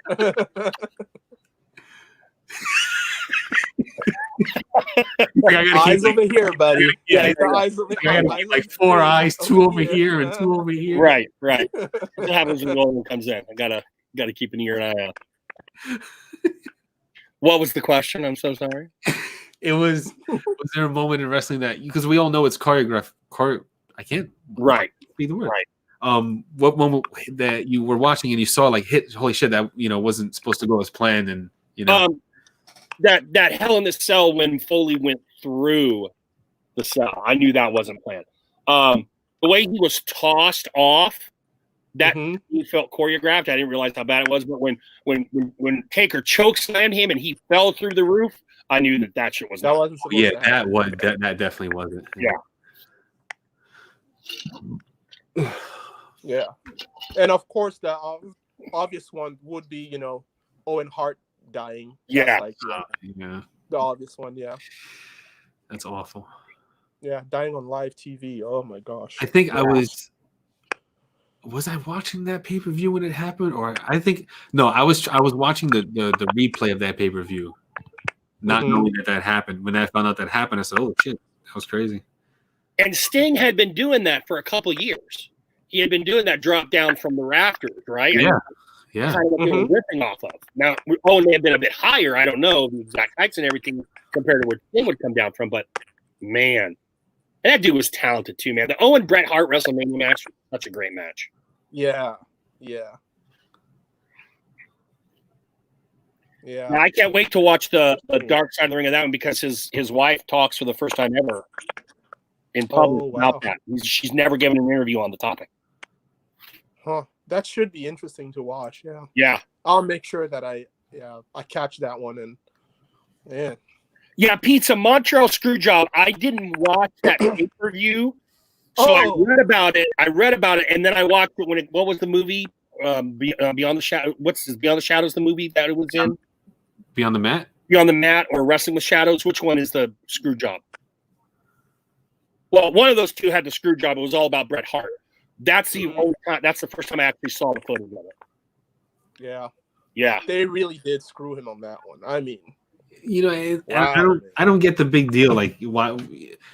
I don't know. I don't get why. Like why would they do something like that?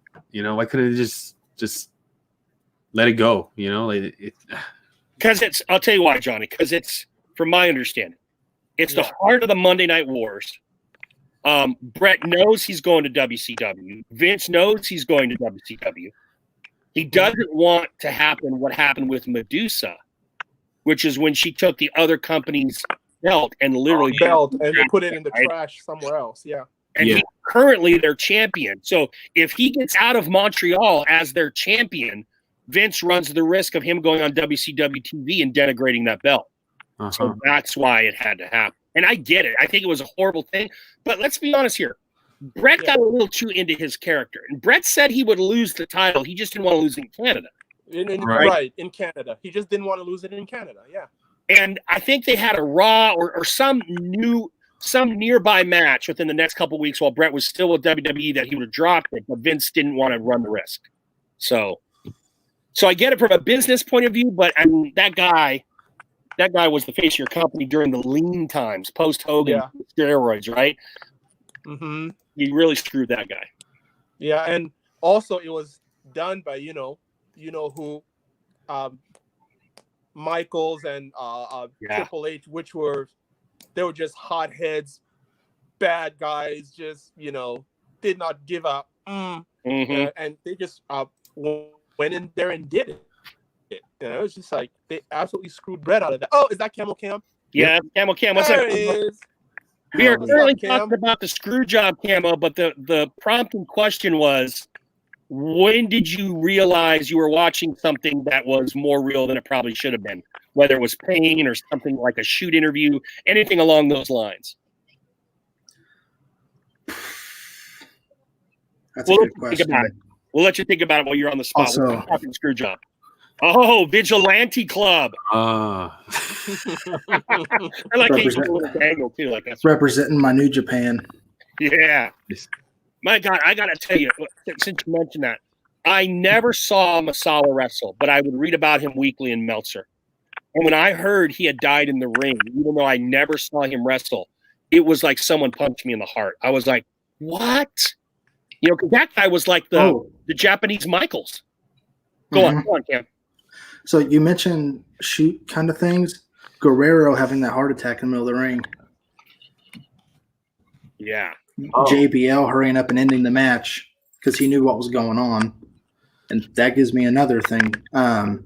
When Bubba Ray Dudley had a concussion in the middle of a match and Jericho saw it, which, by the way, Jericho, he's the GOAT. You think so? Let's not get into that, buddy. That's a slippery slope right there. I'll tell you right now, I love Ric Flair, but Jericho has had the best all around. He's the best adapter to his surroundings because Jericho wants to be Shawn Michaels, dude. Come on. No, Dolph Ziggler wants to be Shawn Michaels. Yeah, that's true. Dolph Ziggler definitely like he models Shawn Michaels. I don't know. And Billy Gunn. I think Jericho is like, I think he came onto a persona of his own. I don't think he's trying to be like anybody. I feel like he is who he is. Yeah. And like the whole El Champion thing is hysterical. But I he has adapted that character many times from Japan through WCW, through early WWE, through TNA. He has been very much a chameleon, Right. Jericho was in TNA? I thought he was for a little Jericho's bit. everywhere. He actually did start New Japan. His wrestling name was Lionheart. Right, Lionheart. And Yeah. when he went to Right. WCW, that's how they build him, Chris the Lionheart Jericho. Chris the Lionheart. So that early Chris Lionheart was absolutely modeled after Shawn Michaels with the pants and the hair. Come on, Cam, you can't deny that. He said it himself. No, He I'm not modeled denying it his at stuff all. After Shawn Michaels. HBK is my all-time favorite, so I'm gonna say it right there. DX is my favorite stable. I'll fight that all day. Okay, so we've got Oh. Pizza Face and Sting was my fave, but The Rock is the all-time GOAT.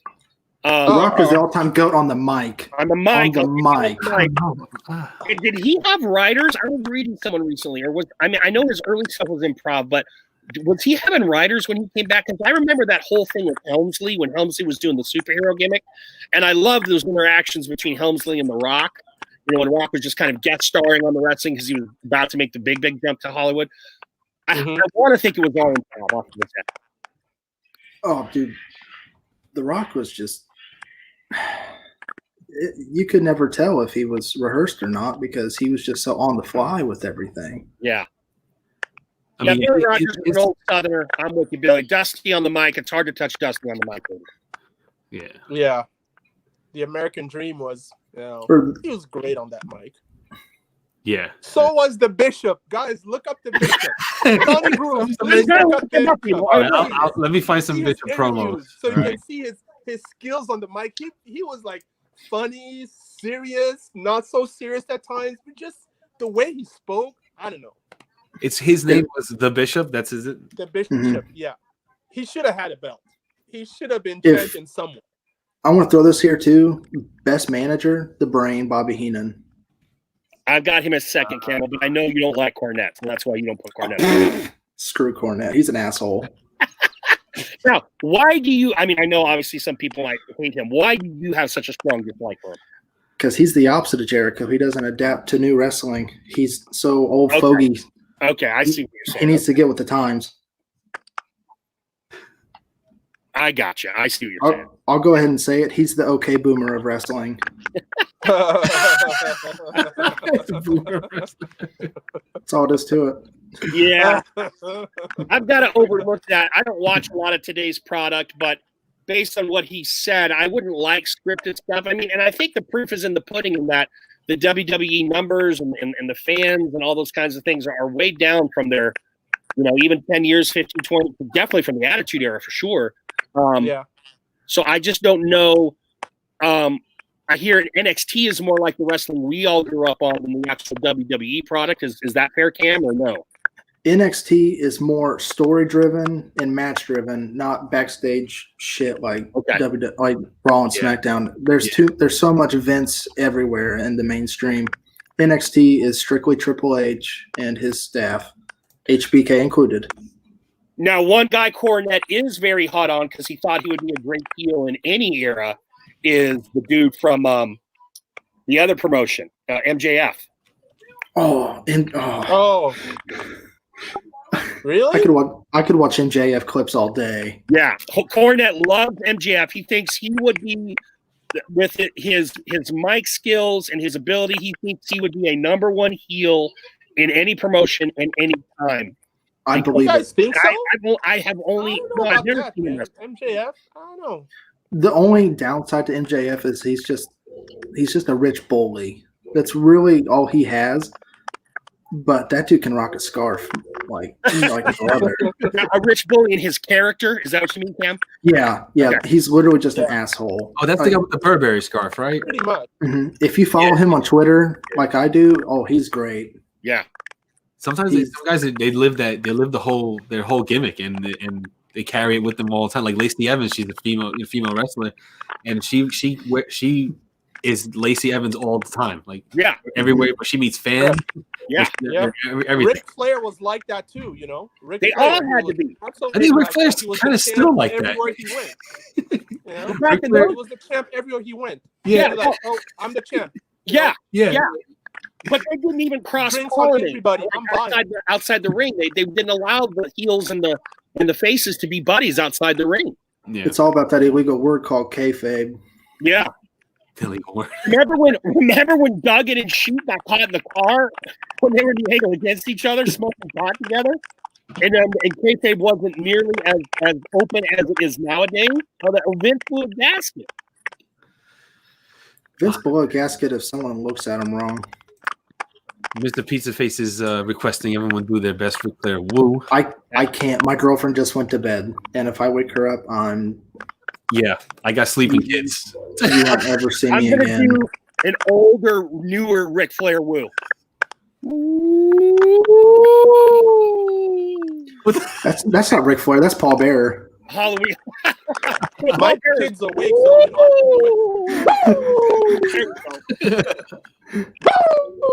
That's more Sting woo than Ric Flair woo. Yeah.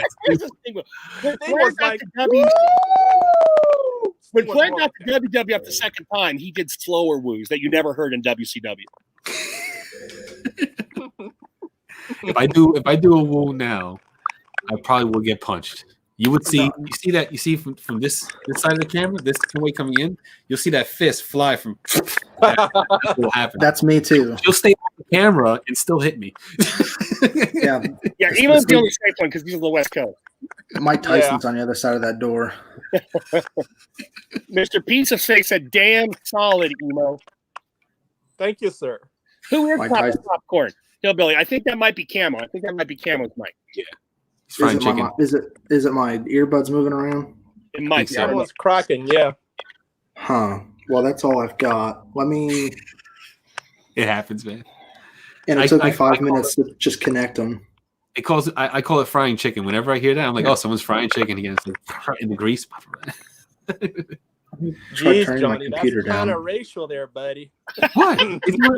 Yeah, let me try turning my computer mic down. Fried chicken in the same thing when you're frying Oreos. It's the same thing. Now, Emo, I don't know that you get to play that card because you are truly African, right? Yeah. And the Yeah, culture, parents truly African, yeah. yeah. So that cultural thing, I mean, I know you kind of get a bit of a pass, but I'm going to call you on the true cultural shit right here, right now. I don't know that you can play that card. Is it still doing it? No, you Cool. Anyone that can talk to me about African national soccer like you can, I know no one's faking that funk. You're from the motherland. Mm-hmm. The mic is too hot. I pissed Flair off during TV taping in Macon. Billy Rogers. Great 30 for 30 on Ric Flair. Yeah, that is a great one. Silver Chef. That is Dude, great. I'm hillbilly. I'm working on getting some new earbuds, but I got to pay rent first. That's funny. You can't pay rent and bills and buy stuff with beard oil. Yeah, And I did just win a certain handsome leopard combo from Bearded Sharks live stream. Oh, there we go. Oh. What'd you win? Handsome Leopard. Emote collab with Jimmy King Tingle. Oh, okay. I know you're going after that Barton, so. Yeah, those So are you like it, quick. Kendall? Oh, I'm sure I will, dude. Mango. It's my favorite flavor, margarita, by the way. If that's ever a trivia question. Okay. Well, that's gonna be for beer therapy giveaway. What's Well, we Camel do Can? have the beard trivia. Camel can make a margarita. Sugar on the rim on the rocks. Sugar on the rim, huh? I don't care what's on her rim as long as she lets me Johnny. Hey, I didn't say nothing. I didn't say nothing. I didn't say anything. Oh boy. Cam wins all the time on trivia question. Yeah, well, Emo wins all the time on freaking giveaways as long as it's on YouTube. I've noticed Emo's not as lucky on IG, but on YouTube, Emo crushes Oh, giveaways. YouTube's my shit. Like it pays to have a history degree every now and then. Oh, that's how you. All right, see, that's how you do it. You know, you went to Yeah, school for that. I just got the degree. I'm waiting for it in the mail in May, but it helps to pay attention every now and then. Nice. Yeah, see, that's what it is. You gotta. Not only You should. genius, he's got fast internet and quicker fingers. Typing speed is a key. Typing speed is a key for sure. Mhm. I think I've only won maybe I've legit maybe won 2 giveaways. The other giveaways, it was just Scott chose me. He was like, "Give it to Johnny Grooves." That was it. I was like, "Yes, all right." I've noticed Scott gets some like negative feedback, but if it's his channel, it's his giveaway. He makes the rules. That's the way I look at it. I want to deal with the numbers and the questions. It's you. You get it. That's it. Yeah. You know, no one ever said it had to be equal. Yeah. You get You're at the mercy of the host. That's the way it is. So yeah, Eric, I don't get to Yeah. walk in May, but Yeah. I haven't received word if they're postponing the graduation. Granted, my school is real tiny, so there's only like 30 people in my graduating class. So Hey, college reviews. New one in here. Awesome. All right, so Camo, here's the new question. We'll start off with this. All right, we're at 10:30. We usually would end by now. Johnny, how much longer you want to go? You want to go to 11? We can go to 11. Let me just get something to drink. I'm going to need to as well. So Johnny and I will tag team. I'm going to tag Johnny out. Wait a second. All right, Johnny. No, I always get this wrong. Whatever. Tag. You're tagged out. Johnny Right can back. tag you back in. So Camo and Emo, here's the question. Yeah. A slight riff on my earlier question, but different. And this also goes out to the audience. Camo and Emo, who is the guy that you hated that you liked? Who is one guy in wrestling history that you hated? That you're like, God damn it, I just wish I didn't like this guy, but I gotta like this guy. Oh Think about it. man. For me, all day long, it's Michaels.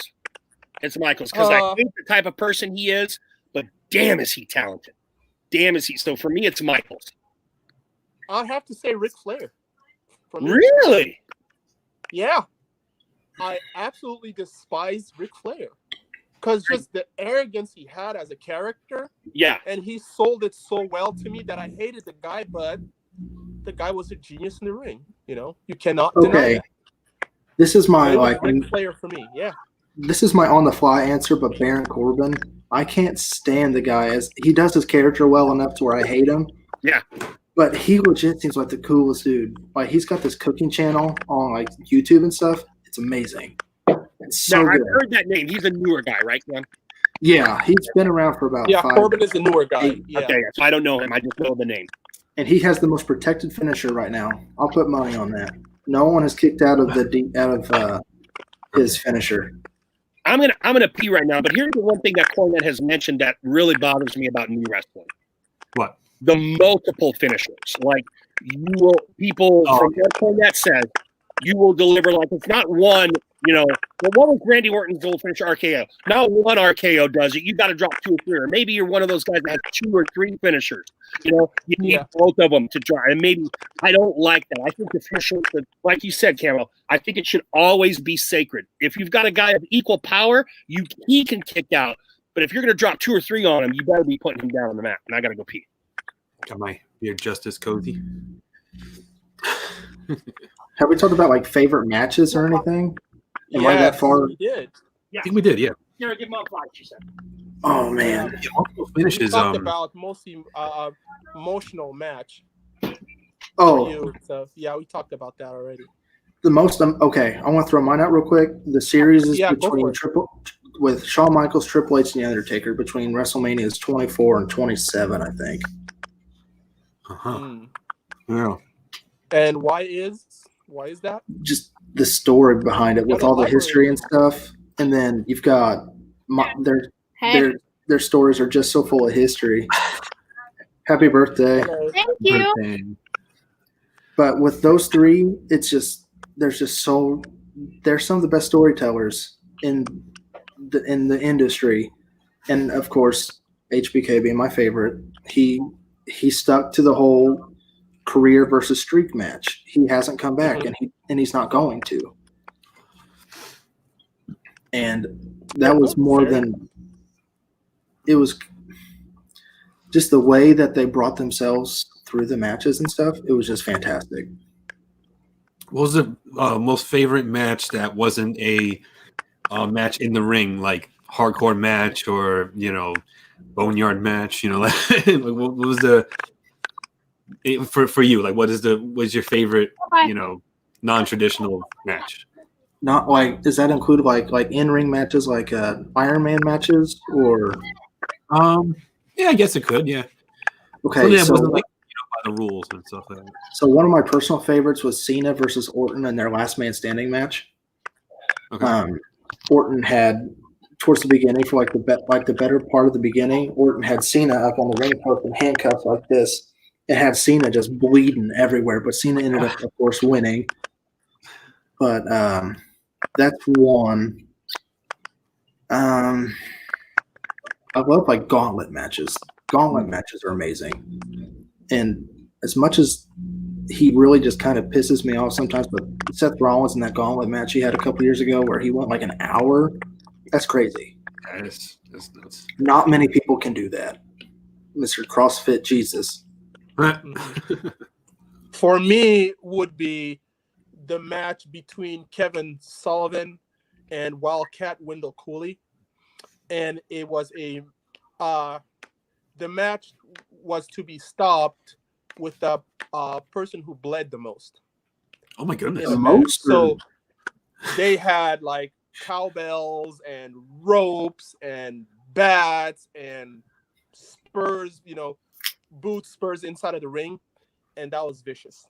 Oh my goodness! Very vicious. And the person who ended up winning it was Wildcat Wendell Cooley, because Kevin Sullivan was in the ring in a pool of his own blood with his head down. So they had to stop the match. Oh my god! That's how the match stopped. Yeah. Wow. It was I gotta look that up. brutal.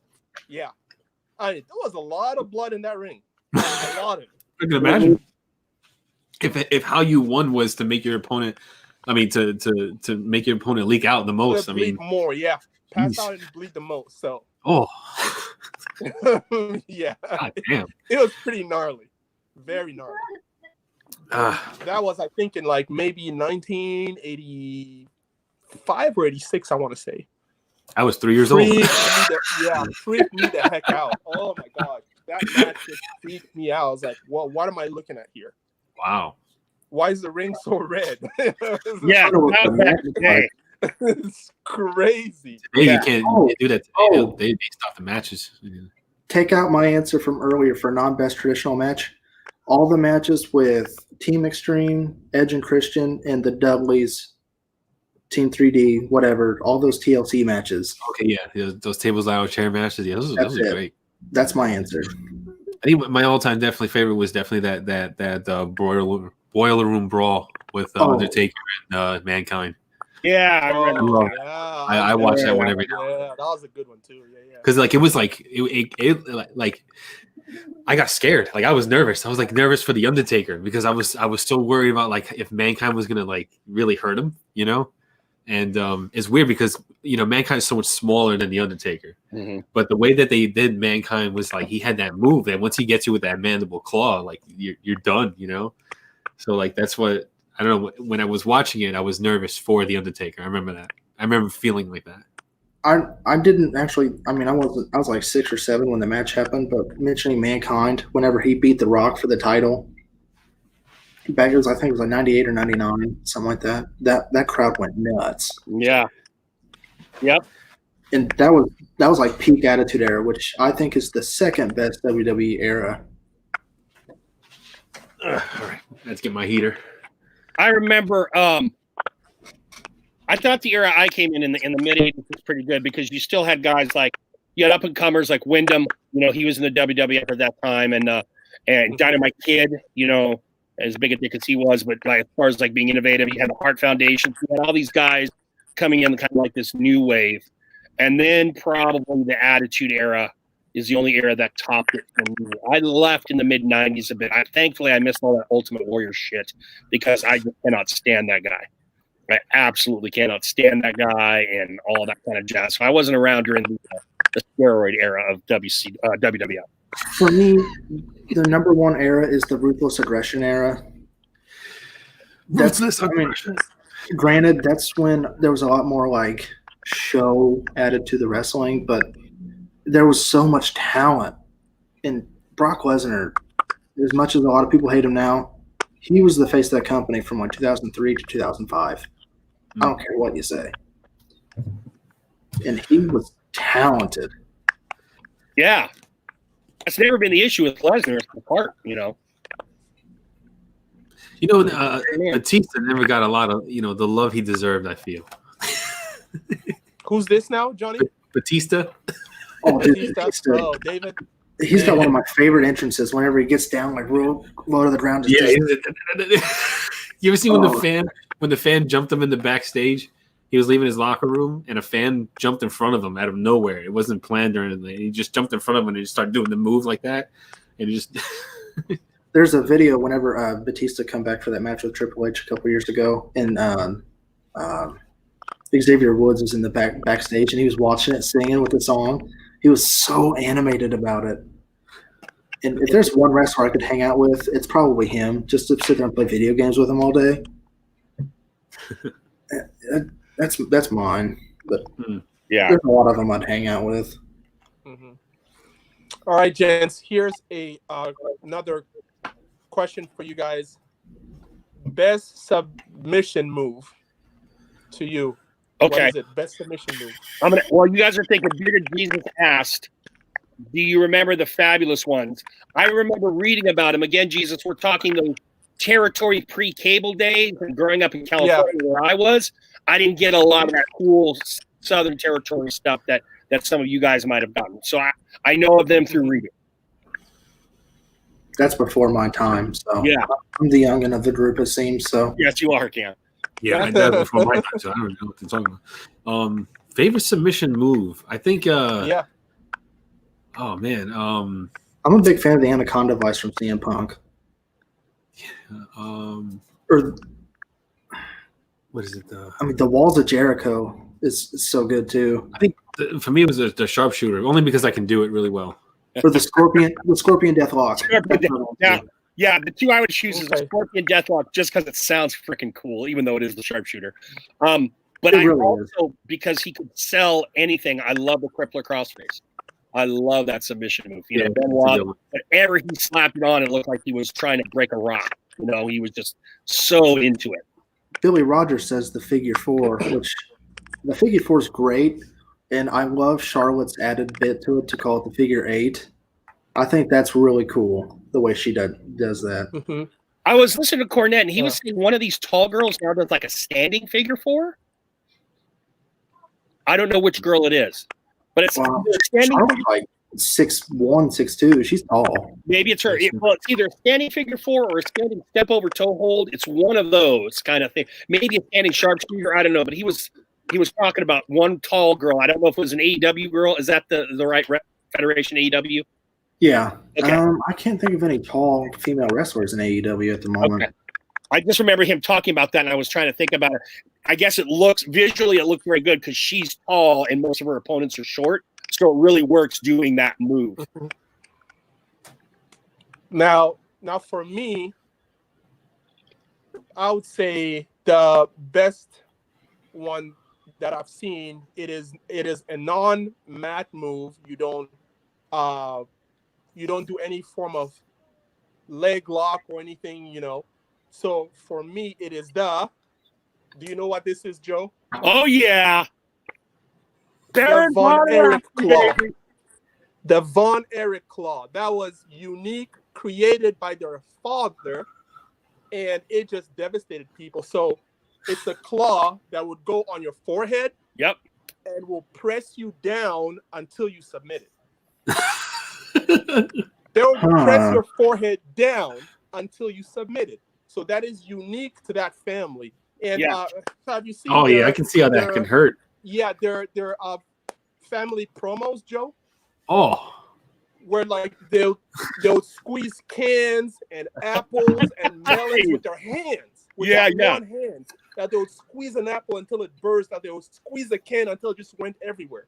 Those dudes just had that claw. You know, I gotta work on that. That was theirs. It was theirs and theirs only. So I love that move. Now I'm wondering, because I don't know my 1960s history, but when Von Erich's dad, when he was Waldo Von Erich, he was a Nazi, right? Yes, he was. And then Aaron Von Raschke also had that gimmick, and when he was out in WCW, he would do the same thing, and he had the claw, and it was the exact same hole. So I'm wondering if he and Fritz had teamed up or something in the past. Maybe Baron used it as well, because Baron would all be.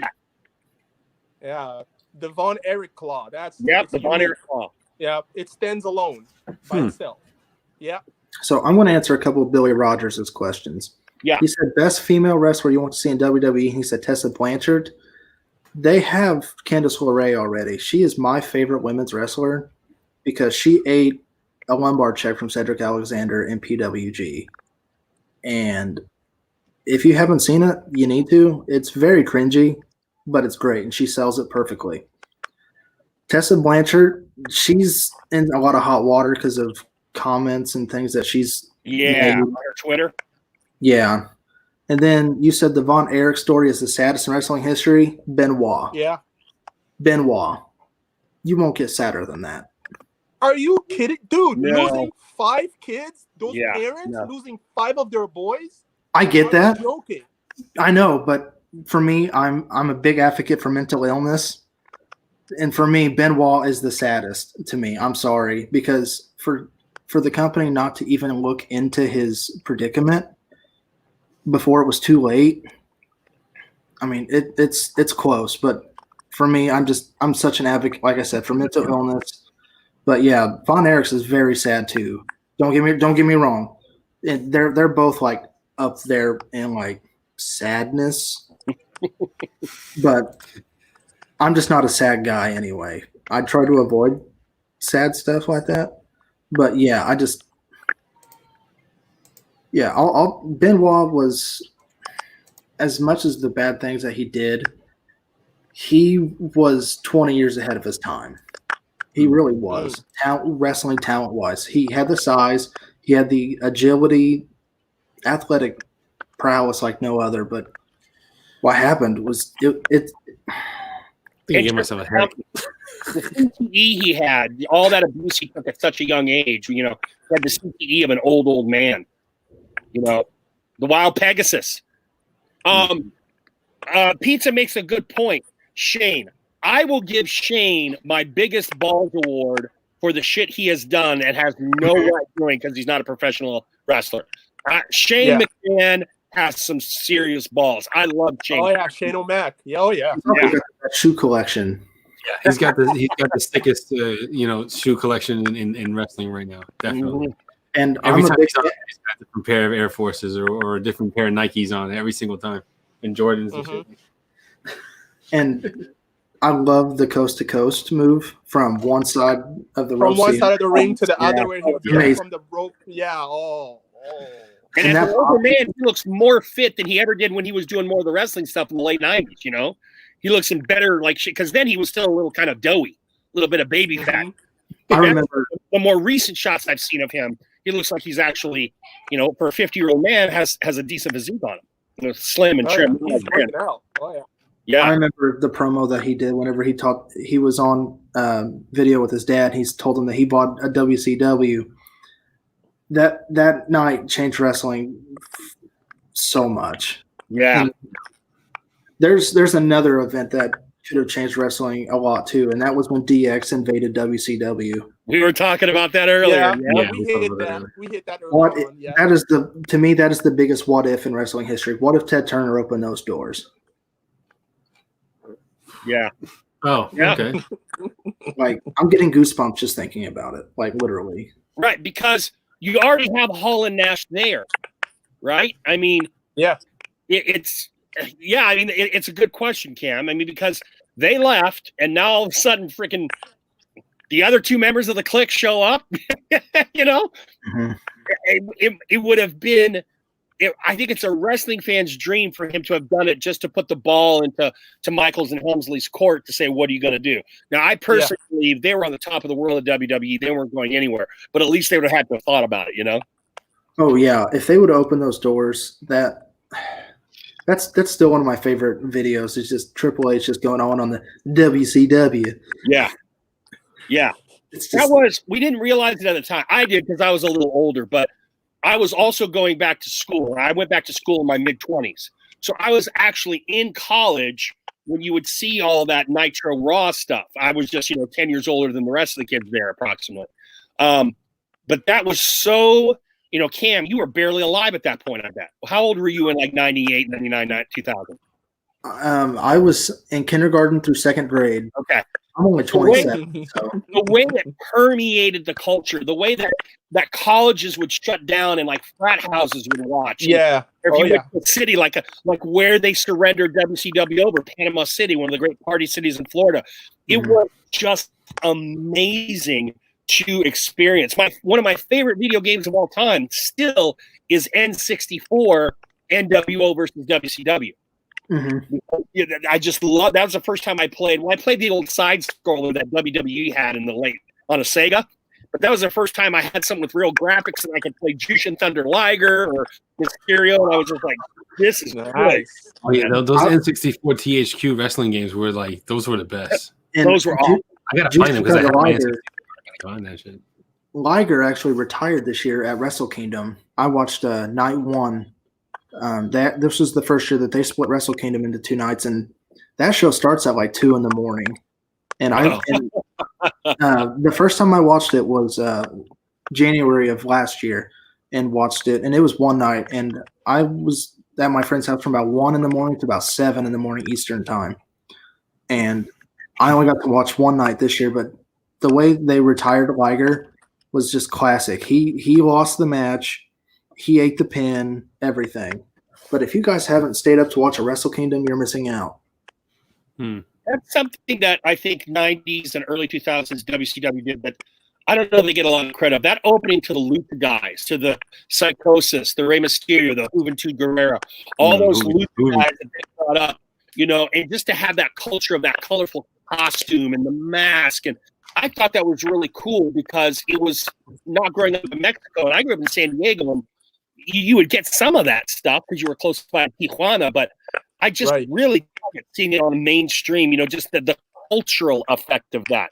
And they just always treated them like garbage. They always got, they were always the one usually eating the pin and stuff, but I just loved it. I love that part of WCW at that time.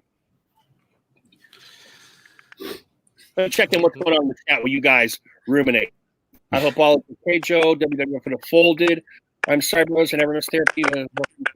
Okay. All right, Joe. I hope things are good, my man. Monday Night Wars. I pissed off Flair and Robert Gibson. Had Ron Simmons be me solid. Oh, Billy, I would like to hear about that. By the way, trivia note, one of the biggest cocks in wrestling is Robert Gibson. I've mentioned it before earlier tonight. Eric, I'm 52 as well, so I'm big into that era. James, I thought you had gone. That was when I really got into wrestling. Middle school for me, WCW, yep. Cutting edge video game, yep. Those really crappy WWF ice cream cookie bars. Johnny has good memories about those. He talked about them earlier. Oh, yeah, there you are, Johnny. There you are with your comment. I had a buddy who gimmicked Cornette in South GA Wrestling. He went to ring his Cornette's son. That is awesome. They perfected the high-flying stuff. Yes, the Mexicans did indeed. And that's the other thing, too. The Benoits, Guerreros, Jerichos, and to a lesser degree, Malenko, those guys were in Japan. Those guys were in Mexico, and because they were lighter, they were doing all that high-flying shit. Because that was outside of the occasional Dynamite Kid spotting. That stuff was pretty unknown to our shores, too. I mean, Tito Santana doing the flying crossbody, that was a big deal, right? Yeah. All the shit the luchadors and the Japanese dudes were doing. I said earlier, Cam, when I saw Muta first do a moonsault, I was blown away. I was just absolutely floored. And then 5-6 years later, you see Vader doing it, and you're like, holy crap! Oh, Vader, he's a big guy. Yeah. But if you like luchadors, look up Pentagon Jr. and Rey Fenix. They're a luchador tag team on AEW, and they are nuts. Oh yeah, they're arguably the best 2 luchadors right now. Yeah. Yeah, I haven't. Some of the craziest combos, and they're good. They're really good. They always had the knock that they were too choreographed, which I guess according to Cornette, the way he reads modern wrestling, some of it is like that to him. But I never saw it. I never saw it playing out like that. Particularly when they were wrestling American wrestlers. There was just a nice style blend. And who doesn't love a high flyer? I mean, I know nowadays there's all sorts of shit going on, but back in the late 90s, early 2000s, that was pretty. Unless you were a big tape collector or into Japan stuff, that was pretty unique for our TV to see these high flying guys. Those guys did. Yeah, especially like I mentioned the Ruthless Aggression era. There was a lot of just bigger guys like Lesnar, Angle, Cena, Batista. They didn't do a lot of that stuff. They just did big power moves and didn't really do the off the top rope stuff or anything. That wasn't very common back then. And then even back to the Attitude Era, that wasn't common. But now it's everywhere, and I love it. Yeah. I remember Angle banging off a few moonsaults. Not all the time, but he would bring it. Oh, he did those every now and then. And Lesnar during a big show, I remember Lesnar doing one or two of those. And I was like, Jesus Christ, this is a big man doing that kind of stuff, you know. Have you guys ever been to like a live show like Monday Night Raw or Friday Night SmackDown or anything? We were talking earlier. I actually was lucky enough to have moved to Pittsburgh in a couple months before my then soon to be wife knew I love wrestling, and she bought me tickets to the Hell in the Cell Taker. Oh man! So we were talking about that earlier, and I've seen a couple spot shows. I've seen one or two spot shows in both San Diego and Pittsburgh, but hard the only pay-per-view I've ever been to, and obviously it was a great one. So I was at the Monday Night Raw taping. That was about an hour south of me, where it was when Enzo and Big Cass were together. And it was revealed that Cass was the one that attacked Enzo, and that was what broke him up. I was at that taping. Oh, okay. You're in Virginia, right? No, I'm in Indiana. Oh, Indiana. Okay, so where was that Nitro or that Raw you're talking about? It was in Evansville. It was I think it was July of 2017. I actually went with. I sat next to a friend, and then another group of friends that we went down there with are actually on the hard cam the whole show, front row. Oh, okay, nice. Yeah, if you go to it, I've actually got pictures of it somewhere. They were on TV the whole night. Yeah, that's awesome. And then those two same friends of mine went to the AEW first show in Philadelphia last October, and I was actually in Kansas at my girlfriend's grandma's house, and her uncle. He has Down syndrome, and he's like 40 years old. He is a wrestling freak. Yeah, nice. He never misses it. John Cena is his favorite, and so I actually had him. I had him watch AEW. He had NXT paused, and I was showing him AEW, and that was the show that my friend was at. And I actually got pictures of my friend on TV, and I was showing it to him. And he thought it was the neatest thing. Nice. Matthew Stockwell. I don't recognize Matthew, but he wanted to know if you broke a comb yet, Johnny. So he obviously knows you. Sober Chef Eric, who's a peer of mine, we're the same age. He worked at the Pepsi Center in Denver and said he worked a couple WWE shows. That would be kind of cool.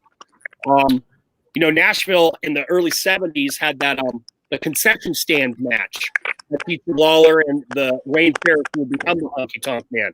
That was the first time something like that would happen, where they brawled throughout the building and squirt mustard and destroyed the popcorn machine and all that kind of stuff. Yeah. In the '70s in Nashville. See Sober Chef's comment. He used to make sushi for the Big Show. Wow. God, how much sushi did the Big Show eat? Can you imagine how much sushi this guy would eat, though? Oh, he probably had like a boat and maybe more than a boat. I've taken down a boat before. Before I took on the vegan diet, and I used to eat a lot of meat and stuff like that. Me and a buddy of mine, like we would get a boat each. It would just sit there and just eat the sushi. Yeah, I mean, it would take hours for me, but it's My cool wrestler interaction was I was at a house show here a couple years ago, and AJ Styles, probably my second favorite all-time wrestler, was making his rounds around the ring after his match because he was in the main event. I got to too sweet him. Nice. That's awesome. I've never had an interaction with him. I didn't do too many live shows. I never had the interaction with the wrestler. The closest I came to me was, and we talked about this earlier, the way Hulk Hogan could light up a crowd. When he was at the sports arena in San Diego, our seats were such that I was looking down the tunnel and I could just see his boots. And as they were doing Piper's intro and his intro, you could just see him kind of warming himself up. And it was cool because those golden boots were iconic in the 80s. And I could just see those little boots stepping, well, not little, big boots stepping up and down. Yeah. And then when they announced, Hulk, and then he just comes out with that charge. Oh. But that was cool because I only saw like from the knee down, but I could see him waiting to come out. Of course, I was a Piper fan, so I hated him. But it was a good moment. It was a great moment. That is really awesome. Okay, that's gents, my insane. last question of the night for everyone. Then I have to, go and look after my little girl. Okay. Best wrestling family of siblings, not cousins, not whatever. Best wrestling family of siblings, including father and children. I got to go Armstrongs. Oh. My Is it initial Hart? answer is the Hardys, but I'm going to have to think about that. I'd say the Hart family. Yeah, that Hart, Owen and Brett. Hart there too. Yep. For me, it has to be a cross between Armstrongs and Von Erichs. Those Yeah. two. For me, those two. Second place for me would have been Guerrero's. Yeah. But yeah, I've always been a big Jeff and Matt Hardy fan. Mhm. Just, I mean, they helped innovate matches with. I mean, you can't say the Dudleys because they're not real brothers. Really, So Yeah. But you can say Christian and Edge. They're kind of. yeah, but they're really great too. But they're not family. So Christian and which Edge? I Aren't don't. they They're brothers? No. not? No? Okay. Christian I- Edge but is I my will- brother? Were. But I will tell you this: Christian is Blow my mind right now. Christian deserves to be in the Hall of Fame as an individual. Mm. I'll fight that. Where is he right now? Real life best friends, according to Wikipedia. Real life best friends. Yeah, they have the Edge and Christian show. They do a podcast. Oh, okay. So is he retired? Christian, is he retired from wrestling? Yes, and Okay. I was really hoping they would bring Christian in between the Edge Yes. and Orton match. Yeah. Because they brought in Beth Phoenix. I was hoping they would bring Christian in. I Oh, thought that would have been a great idea. Holy shit, Yeah. for Christian to take a revenge. Oh wow, yeah, that would be. Man, I didn't think of that. Oh, Billy Rogers mentioned the Samoan families. Yeah. Good call. You want to throw some old school back there? The Samoans, there's a lot of bloodline there, boy. Rocky. Shit, they're all over And the place. he's talking. Yeah. I guess he's not a big Samoa Joe fan. Look up his stuff in earlier TNA. Mm-hmm. That's tell you why I that. said, guys, I said not cousins and all that. You know, that's why I said siblings, a family of Yeah. siblings in wrestling. Mm. Yeah. Right. I just had to throw it out there because you got Tama Tonga and Tonga Loa over in New Japan right now, members of Bullet Club. They're amazing. If y'all haven't seen Tama Tonga do promos, you need to, because the English speakers are actually allowed to drop like F-bombs and stuff. Really? Right. And Tama Tonga Right. just has such a suave, arrogant asshole prick character about him, and he's so good at it. So good. If you guys need to look him up. Tama Tonga is he's a treasure. How do you spell that first name, Cam? It's Tama Okay. space Tonga. Tonga. Yeah. They're all actually related to like Roman Reigns and The Rock and all them. They're all related. Yeah, they're all related. The Usos. Dave, everybody. you are They're all amazing. related, yeah. And that's my opinion. Oh goodness! All right, guys. Just like well, pineapple does not go on pizza. That's no, right. It Never. doesn't. It doesn't. It doesn't Meat, belong cheese, and sauce only. doesn't belong there. That's Okay, it. gents. Well, I'm going to call it a night. All right, Emo. All right, well, Thanks for stopping Hey, by. Terry. Time Take it flew. easy, Emo. Have a good Thank one, you man. guys so much for this. Let's do this again for real. Yeah, we will. Yeah. We will. definitely. Let's do this again. Throw out a too sweet. All right, guys. Have a good night. Take care, Emo. All right, Johnny, we're at 11:06. Do you want to call it? You want to go a little longer? Dude, I'm good for another. I don't have to be at work till 8:30, so I'm good. If y'all want to stay on, I don't care. How many we got in the chat right now? We have 10. At 10. How about we go 11:30 and call it there, Johnny? All right, That's we're fair. doing that. Yeah, Yeah, 30 is fine. 20, That's good. 24 minutes. All right. So who knows the next time we will do another all wrestling therapy. We got Camo Cam, who is a learned scholar of the wrestling and historical factions. If you got questions, if you got statements, throw them out here. I'm trying to keep up with you guys in the chat. Let's let it hang out for these last 24.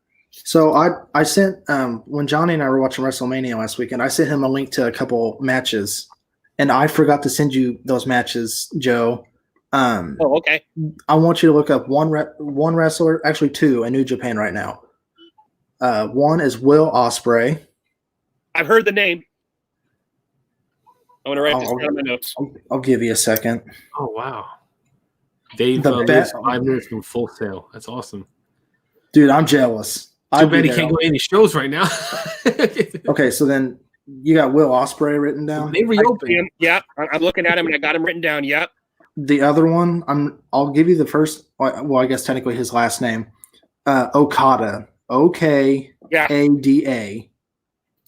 I've heard of Cornette's, again, his podcast, Okada's name bandied about. Okada he's light years ahead of his time. He's amazing. And he's right. Who's he wrestling? Because when I put Okada in there, I get a bunch of hotels. What company? Okay. He's got a 4 chapter match like history with Kenny Omega. Okay. And then Tetsuya Naito. Don't know that name. He is currently a double champ in New Japan right now. He's the first one ever. Oh. The story of Naito is amazing. He quick wrestling history lesson. So he thought he was going to be the next big star. Well, then Okada come around. And he won the Intercontinental Championship and hated it. He would walk on that title. He would throw it around, treated it like trash. Oh, goodness. Well, then he ended up. The WWE? No. New Japan. This is all New Japan. Gotcha. And he actually created the faction that he's in right now with Adrian Cien Almas called Los Ingobernables de Japón. The ungovernables of Japan? Yeah. Yeah. So, like rebels or the bad boys, okay? Yeah. So he lost the title, and then Okada actually held the IWGP heavyweight title for over 4 years. IWGP. And Naito hated it. Well, Naito finally started realizing the error of his ways and actually ended up winning the Intercontinental again. Well, then at Wrestle Kingdom this year, they did 2 nights. They did a tournament there was 4 wrestlers. Naito was one of them. And at the last night, it was him and Okada, the heavyweight champion. Mm-hmm. Well, Naito ended up winning, and I'm pretty sure it was with his old finisher because he created a new one. But he never beat Okada with his old finisher until this year. Don't quote me on that, though. So he is actually the first double champ in New Japan history. Okay, Cam, my question here is, are we talking storyline hated this, or he legit hated these things? Storyline. It's all storyline. Okay. Naito literally just comes off as one of the coolest dudes on earth. Okay. And a lot of their storyline is at the end of each match, they actually do press conferences. So a lot of stories. Like you can ask questions.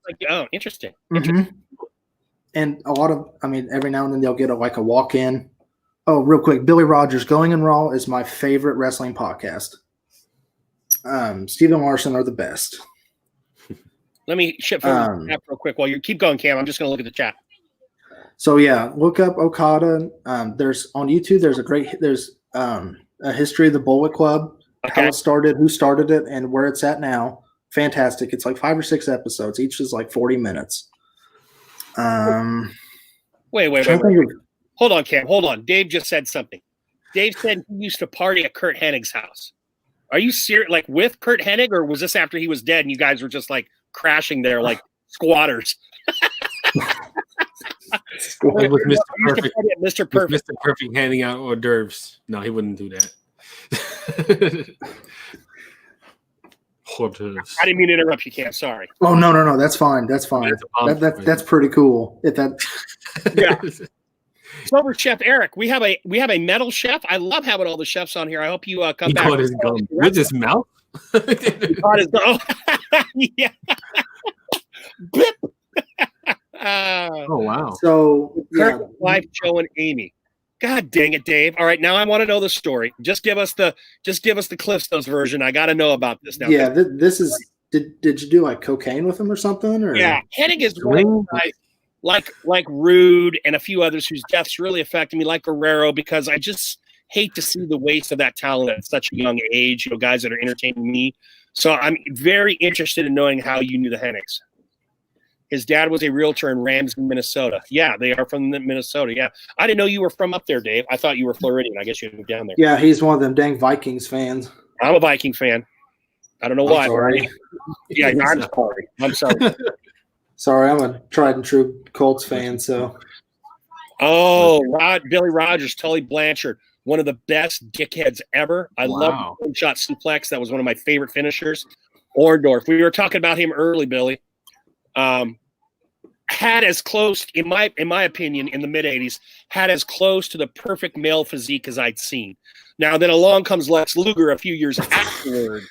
Lex Luger. But Orndorff, as far as I remember, he was even doing Absorbing Junior ads right around WrestleMania, where he was like Atlas and he put the earth on his shoulders, and they were really just photographing his back, shoulders, and arms.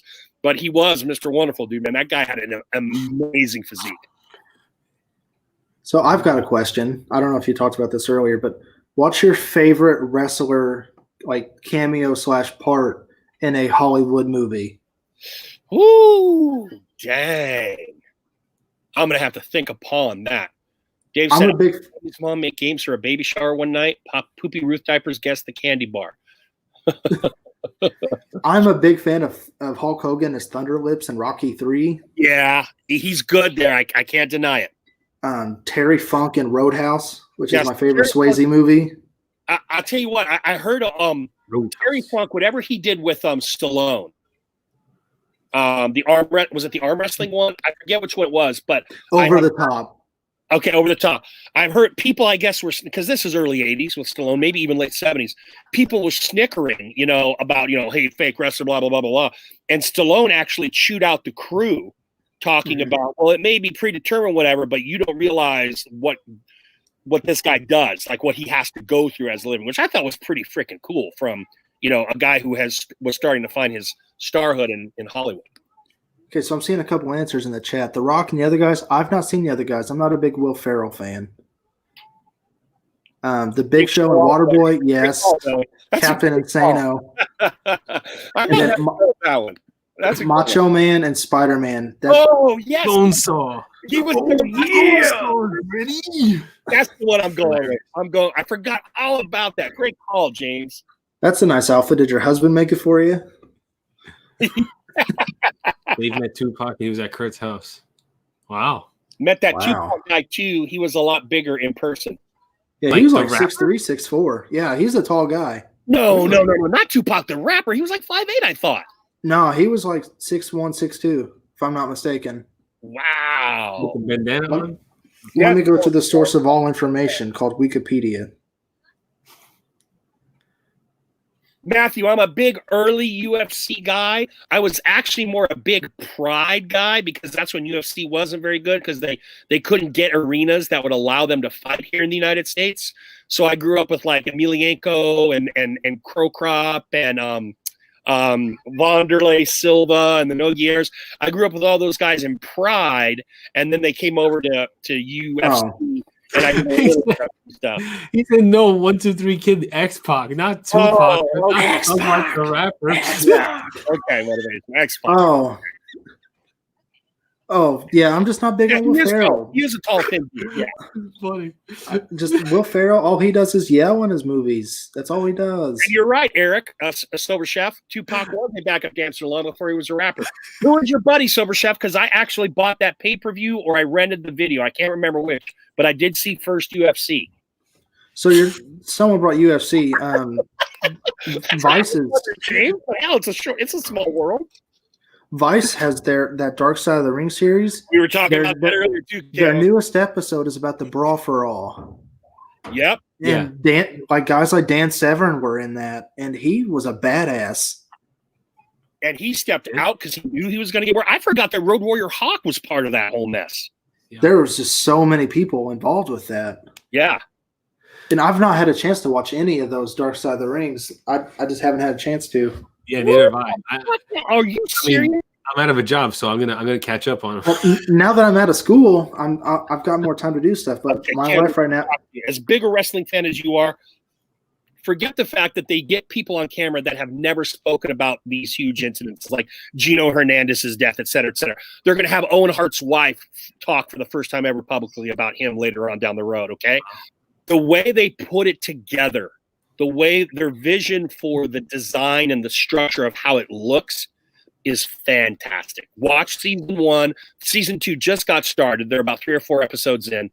They're great stuff.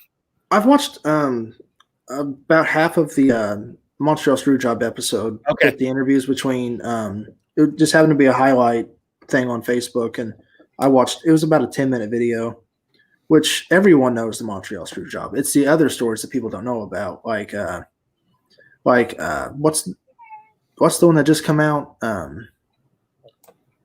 All for All, Benoit, New Jack. Those are all the New Jack. That's it. New Jack was crazy. Yeah, we talked. Is crazy. It is crazy. Yeah. What was the Dave motivation? His dad was a limo driver for Hennig. Chris Manager would fly in and stay at our house in the guest bedroom. Pretty cool stuff. Now, Dave, how old are you at this time? Oh, he's probably like, yeah, I'm going to say 17. Matthew Stockwell. Yes, I've seen Tiger King, including the extra episode, which I was hugely disappointed with. Tiger King. I would not imagine my life without Tiger King right now. That was honestly just, that show was amazing. Yeah. That bitch, Carol Baskins. Yeah. She killed her husband. I share every meme on Facebook and social media I can. They're all so good. Did you see what they did with Trump's face? They turned him into the Tiger King. I love that. They did it to Tiger Woods too. My favorite Baskin line is Let's see if I can find it. It's not like you would like cover him in Sardino. Yeah. Yeah. Are you guys She was Nirvana like, fans by chance? Like, this is how I killed him. I wouldn't say a fan, but I do appreciate their music. I only know the poppy stuff. Okay, I get that. I agree. Yeah, Matthew, that seems to be the general verdict from both of us. I was really young when I first met them. That's crazy, Dave. Have you all seen The Big Show on Netflix? I've seen like the trailer for it, Billy, but I haven't watched it. Here's the thing about Show. To me, Show was never over with me. He was just like a big dude. Okay, and I've seen other big dudes. I don't have anything against the guy, but he was just one of those guys, kind of like Randy Orton, that never, or Cena. Cena and Orton never resonated with me for whatever reason. This is wrestling related, so I'll share it. Sorry to. The Undertiger. That's classic Undertiger, too. That's like back from the early mid-'90s Undertiger. Oh, here it is. Was in the Smoking Guns. Yeah, Billy, I could see you saying that. Yeah. Yeah. That's a look. Okay, so I'm going to throw this out here right now. Someone mentioned Billy Gunn. Best theme entrance ever. Okay, wait, hold on. So Billy Gunn as part of the Smoking Guns, as a single, or as DX? Oh, by himself. By himself. Mr. So before he goes to DX, or when he's with DX? No, this is when he was by himself. Like when he would come out by himself, even when he was a member of DX, it was the "I'm an ass man." Yeah, that's right. Yeah. I remember that. That's right. And then another personal favorite is Undertaker's when he was Big Evil, kicking assholes' asses. I got to be honest with you, Cam. I never liked the Big Evil gimmick. As silly as the Urn and Paul Bearer were, I still love that gimmick more than Biker Undertaker. Oh yeah, I get that too, but Biker Undertaker was just he needed a bit of a refresher, and I think that really worked. I give that to you. Yep. But whenever when we watched WrestleMania and we watched the Boneyard match, I cried a little bit just because it was a mix of all of his characters. Yeah. Yeah, it was a good match. Very good match. Very, very now, good. your boy Cornette hated it, which I would have anticipated. But from other reviews I've seen, it sounded like a really cool – I don't want to call it a match, but it sounded like a really cool spectacle. Like, if you're a hardcore fan, you would have marked out over it. You know, I mean, like, oh, this is fun. So I'll tell you this. The Bray Wyatt Cena match, it was genius. Yeah, that was so genius. That's such a good match. All the callbacks and it was so meta changing too. Yeah. And Cena was I actually read that Cena was actually like he gave all those ideas. Him and Bray worked together on that, and they were the two that actually influenced the match. And the whole Vince, this is good shit. that was hysterical. Did Vince say that? No, they made a puppet for like a Firefly Funhouse puppet for him. Okay. And he said that's good shit. Yeah, it's funny because you see the puppet. He has like devil horns on his head. Mhm. Yeah. Cena is one of my personal favorites on the mic. Sober Chef Eric said that Cena was, and I mentioned this to Johnny. The way the Fiend has been portrayed so far in a lot of the fans' eyes, every match he wins, his opponents they change. Like with Finn Balor, he went back to being Prince Balor from like when he was in New Japan, and he's on NXT. Daniel Bryan shaved his head, shaved his beard. Yeah, I want Cena to come back as Dr. Thugonomics. Yeah. When he came back as that WrestleMania this past year, I marked out hard. I seriously did. The Fiend is Bray Wyatt, who is I can't remember his name when he was with Nexus back in the mid 2000s.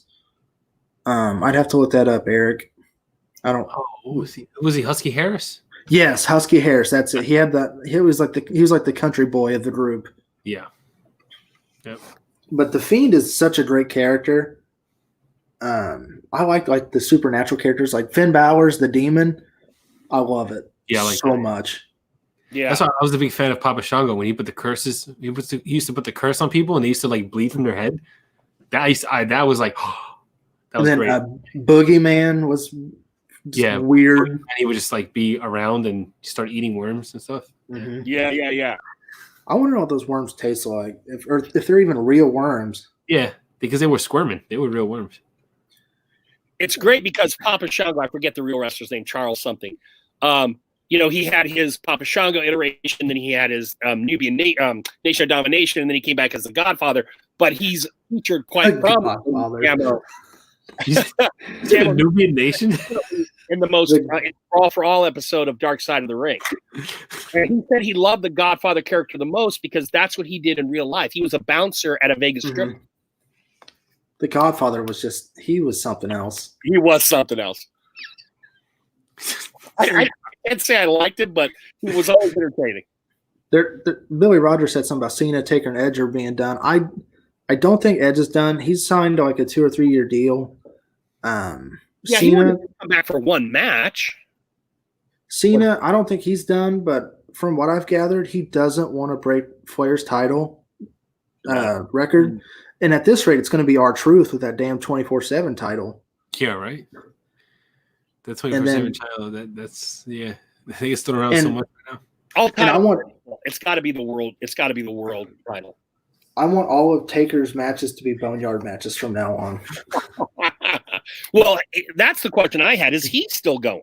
Yeah, I think so. He's still going. As much as I think it's got to be more theatrical, like the boneyard matches, because in ring stuff, he's definitely not what he was. But it depends on who his opponent is. Like with Goldberg, that was bullshit. Yeah.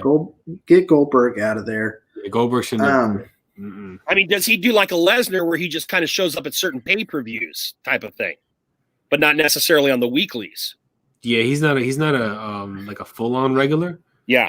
But if he has a match, like he'll show up to do promos and like build up for it and stuff like that. But yeah, see, Taker's all.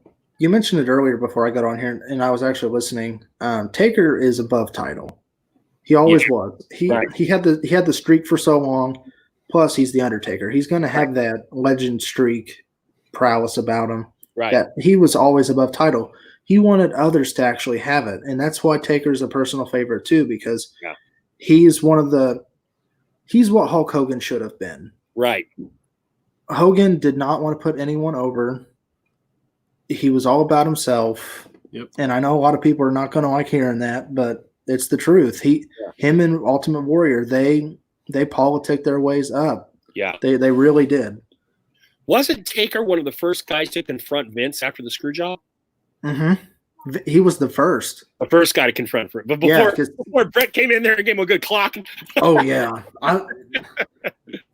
And I remember the episode of Raw when Michaels actually went up to Brett and said that he was sorry for everything. And that was pretty cool to me.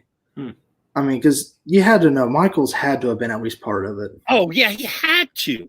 And then I remember because I watched the next Monday Night's Raw and just making fun of Brett left, right, and center, just dragging his. And I get it because Brett's on his way to WCW. I get it, but man, you're already painted as a dickhead. I don't know. Exhibit some better judgment, I guess. Okay, so Billy Rogers' comment. So, opinion: did Macho Man sleep with Stephanie? I was going to go with that. Out to everyone, who thinks it happened? That's one of the great mysteries. I don't know the like the proof behind it. Was this just a rumor that somebody just started saying, or did somebody see them go together somewhere? Or See, and the thing is with, go ahead, Cam. I was gonna say with a lot of the divas, they all kind of were like that. They all just kind of stuck with people in their profession and would sleep with multiple people, like wrestlers and stuff. They marry, they and date within the company. I mean, like look at Seth Rollins and Becky Lynch. Okay, they're engaged.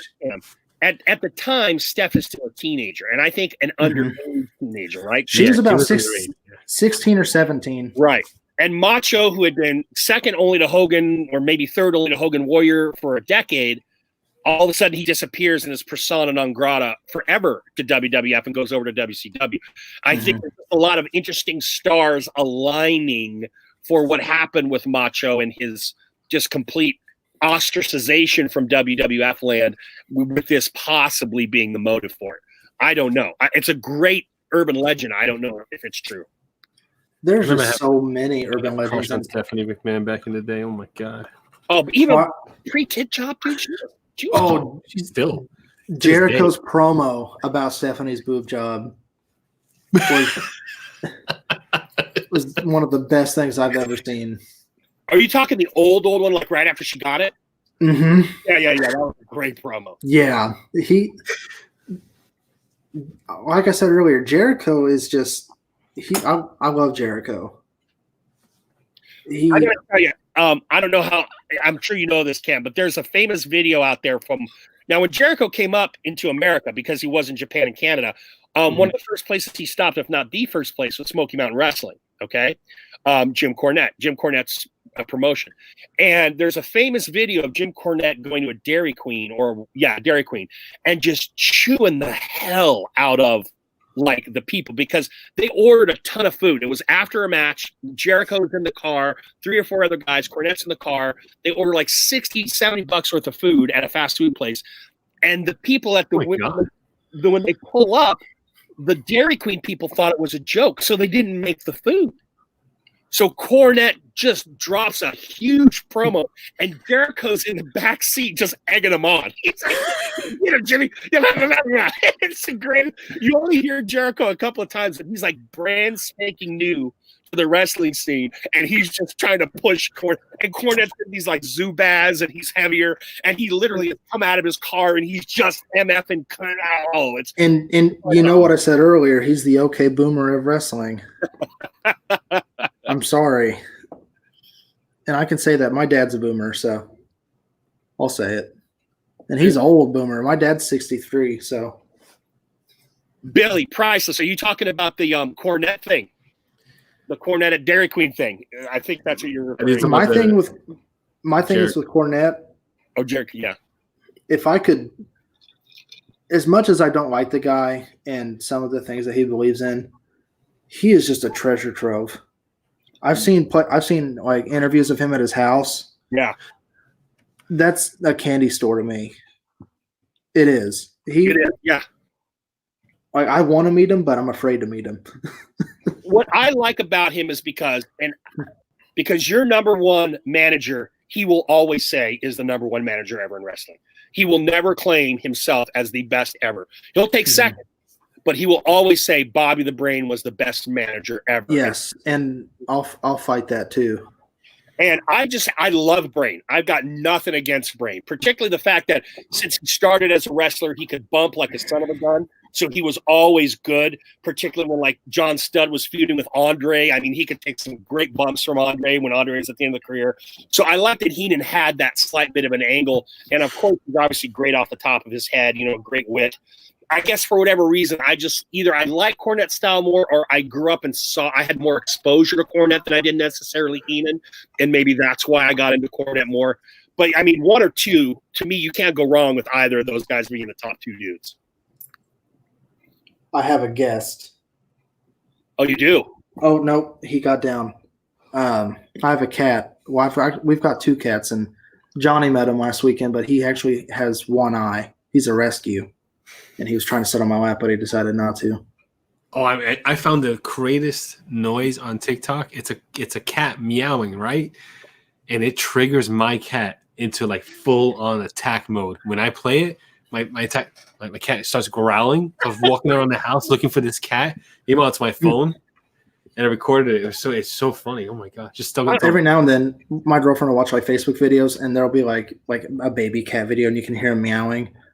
Both of my cats go nuts. Like they're like looking around, like trying to find it. They want to just whatever it is. They want to just to kill it. They want to kill it. Oh, mine don't want to. They want to go love on it because my cats are adorable. No, my cat's a hunter. Like any creature that is outside the window, it could be the mailman, it could be a bird. It doesn't matter. Instant growling and like I'm like, what the fuck? But then she'll turn around and start hugging, start like rubbing against me and all that stuff, and the kids and everything. But anybody that comes near the house, it's like she doesn't let anybody near.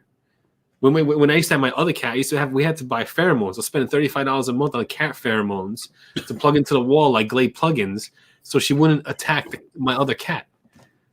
All right, guys. We'll end on that. But we're going to do one more question. This is going to be the final wrestle question. It's going to be a tough one. So if we have a little dead air, it's okay. This goes to the chat. This goes to Cam and Johnny. All right. You are the booker.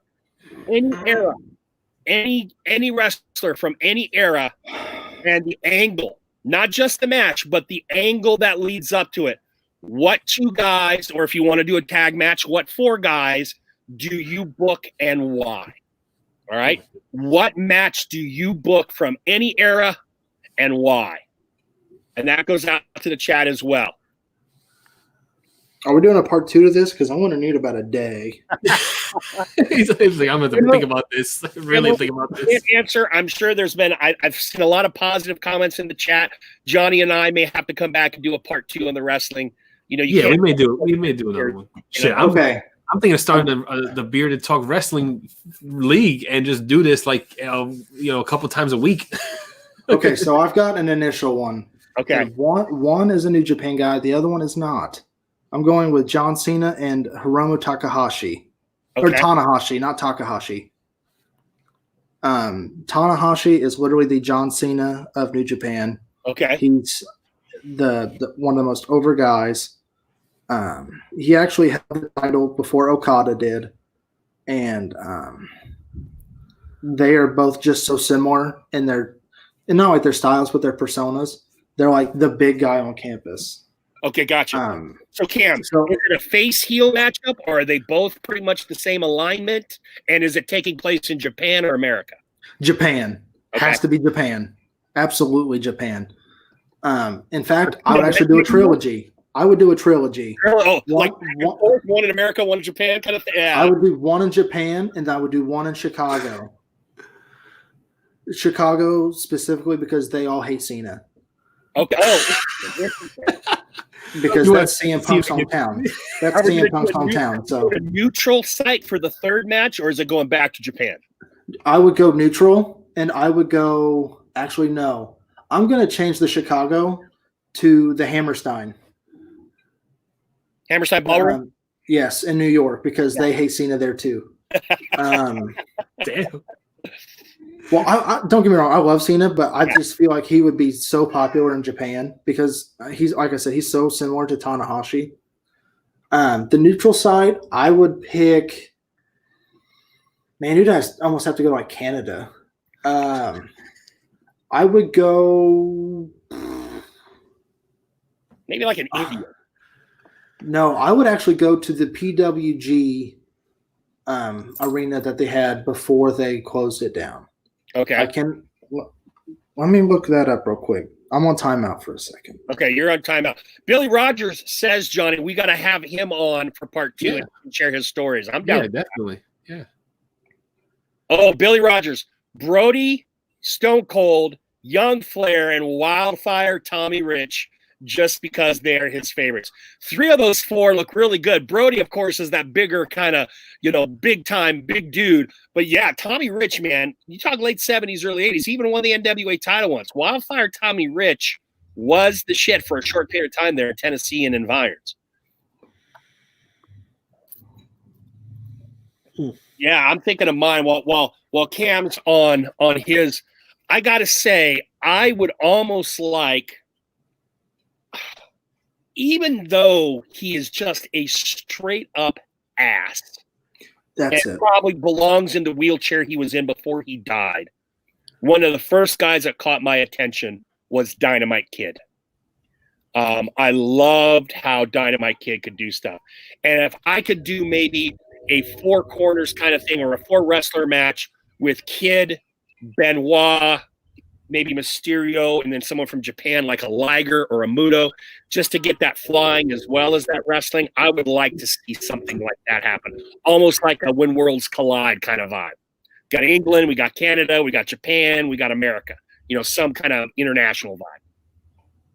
So almost kind of like not like King of the Ring, but something kind of similar. Yeah, well, I know in the 90s, the WCW did a When Worlds Collide with either Japanese wrestlers. I think it was with Japanese wrestlers. Mm-hmm. So something like kind of that ilk, if you will. And the angle would be is these are the 4 representatives of their respective nations in this respective weight class. Who was best? Winner takes all, $100,000 pot, whatever the hell you want to do, special belt, whatever the fuck. But just to get these 4 guys in the ring at the same time. So it's the wrestling Kumite. Yeah, there you go. Kumite. It's my favorite Van Damme movie. Sorry, I had to. Going out in North Georgia, no kidding, man. Andre versus Stud, because they were the big guys, and now we realize that Andre did slam Stud and give the money in WrestleMania 1, right, Brett? So that match has kind of been done. How are you gonna throw a wrinkle on that to be a little different than, because WrestleMania 1 blew out that feud. Was that before Heenan joined Andre? Because if so, I would have Heenan turn heel on Andre. Yes, that was before Heenan. Andre is still a face. He does the thing which is slam Big John Studd, wins the $10,000 at WrestleMania 1, and in the WWF athletic bag full of $1 bills, starts taking a couple of handfuls and throwing it out to the audience. Probably cost Vince a couple $100 for the moment, but it was worth a lot more. And yeah, that's like a quarter in my pocket. When Andre turns heel on Hogan, that's when we get Heenan with Andre there for 3. WrestleMania 3. See, that's before my time. Yeah. All right, fellas. Did you give an answer, Johnny? No, because I'm still thinking about it. I'm not going to come up with one right now. But we'll definitely do a part 2 to this. All right. Yeah. We'll let know if it's an immediate part 2 or something coming maybe in May. Johnny Grooms is out of here. I'm out of here. Camel Cam, thank you for the cameo. Hey! Right. And thanks Camel toe. We appreciate it. All right. Okay, real quick. Had to throw in camel toe for you, Brett. Say goodbye. Bye. Bye. Happy birthday again. Bye. Have a good birthday. Take care, y'all. We'll see you guys next Tuesday. Have a good one.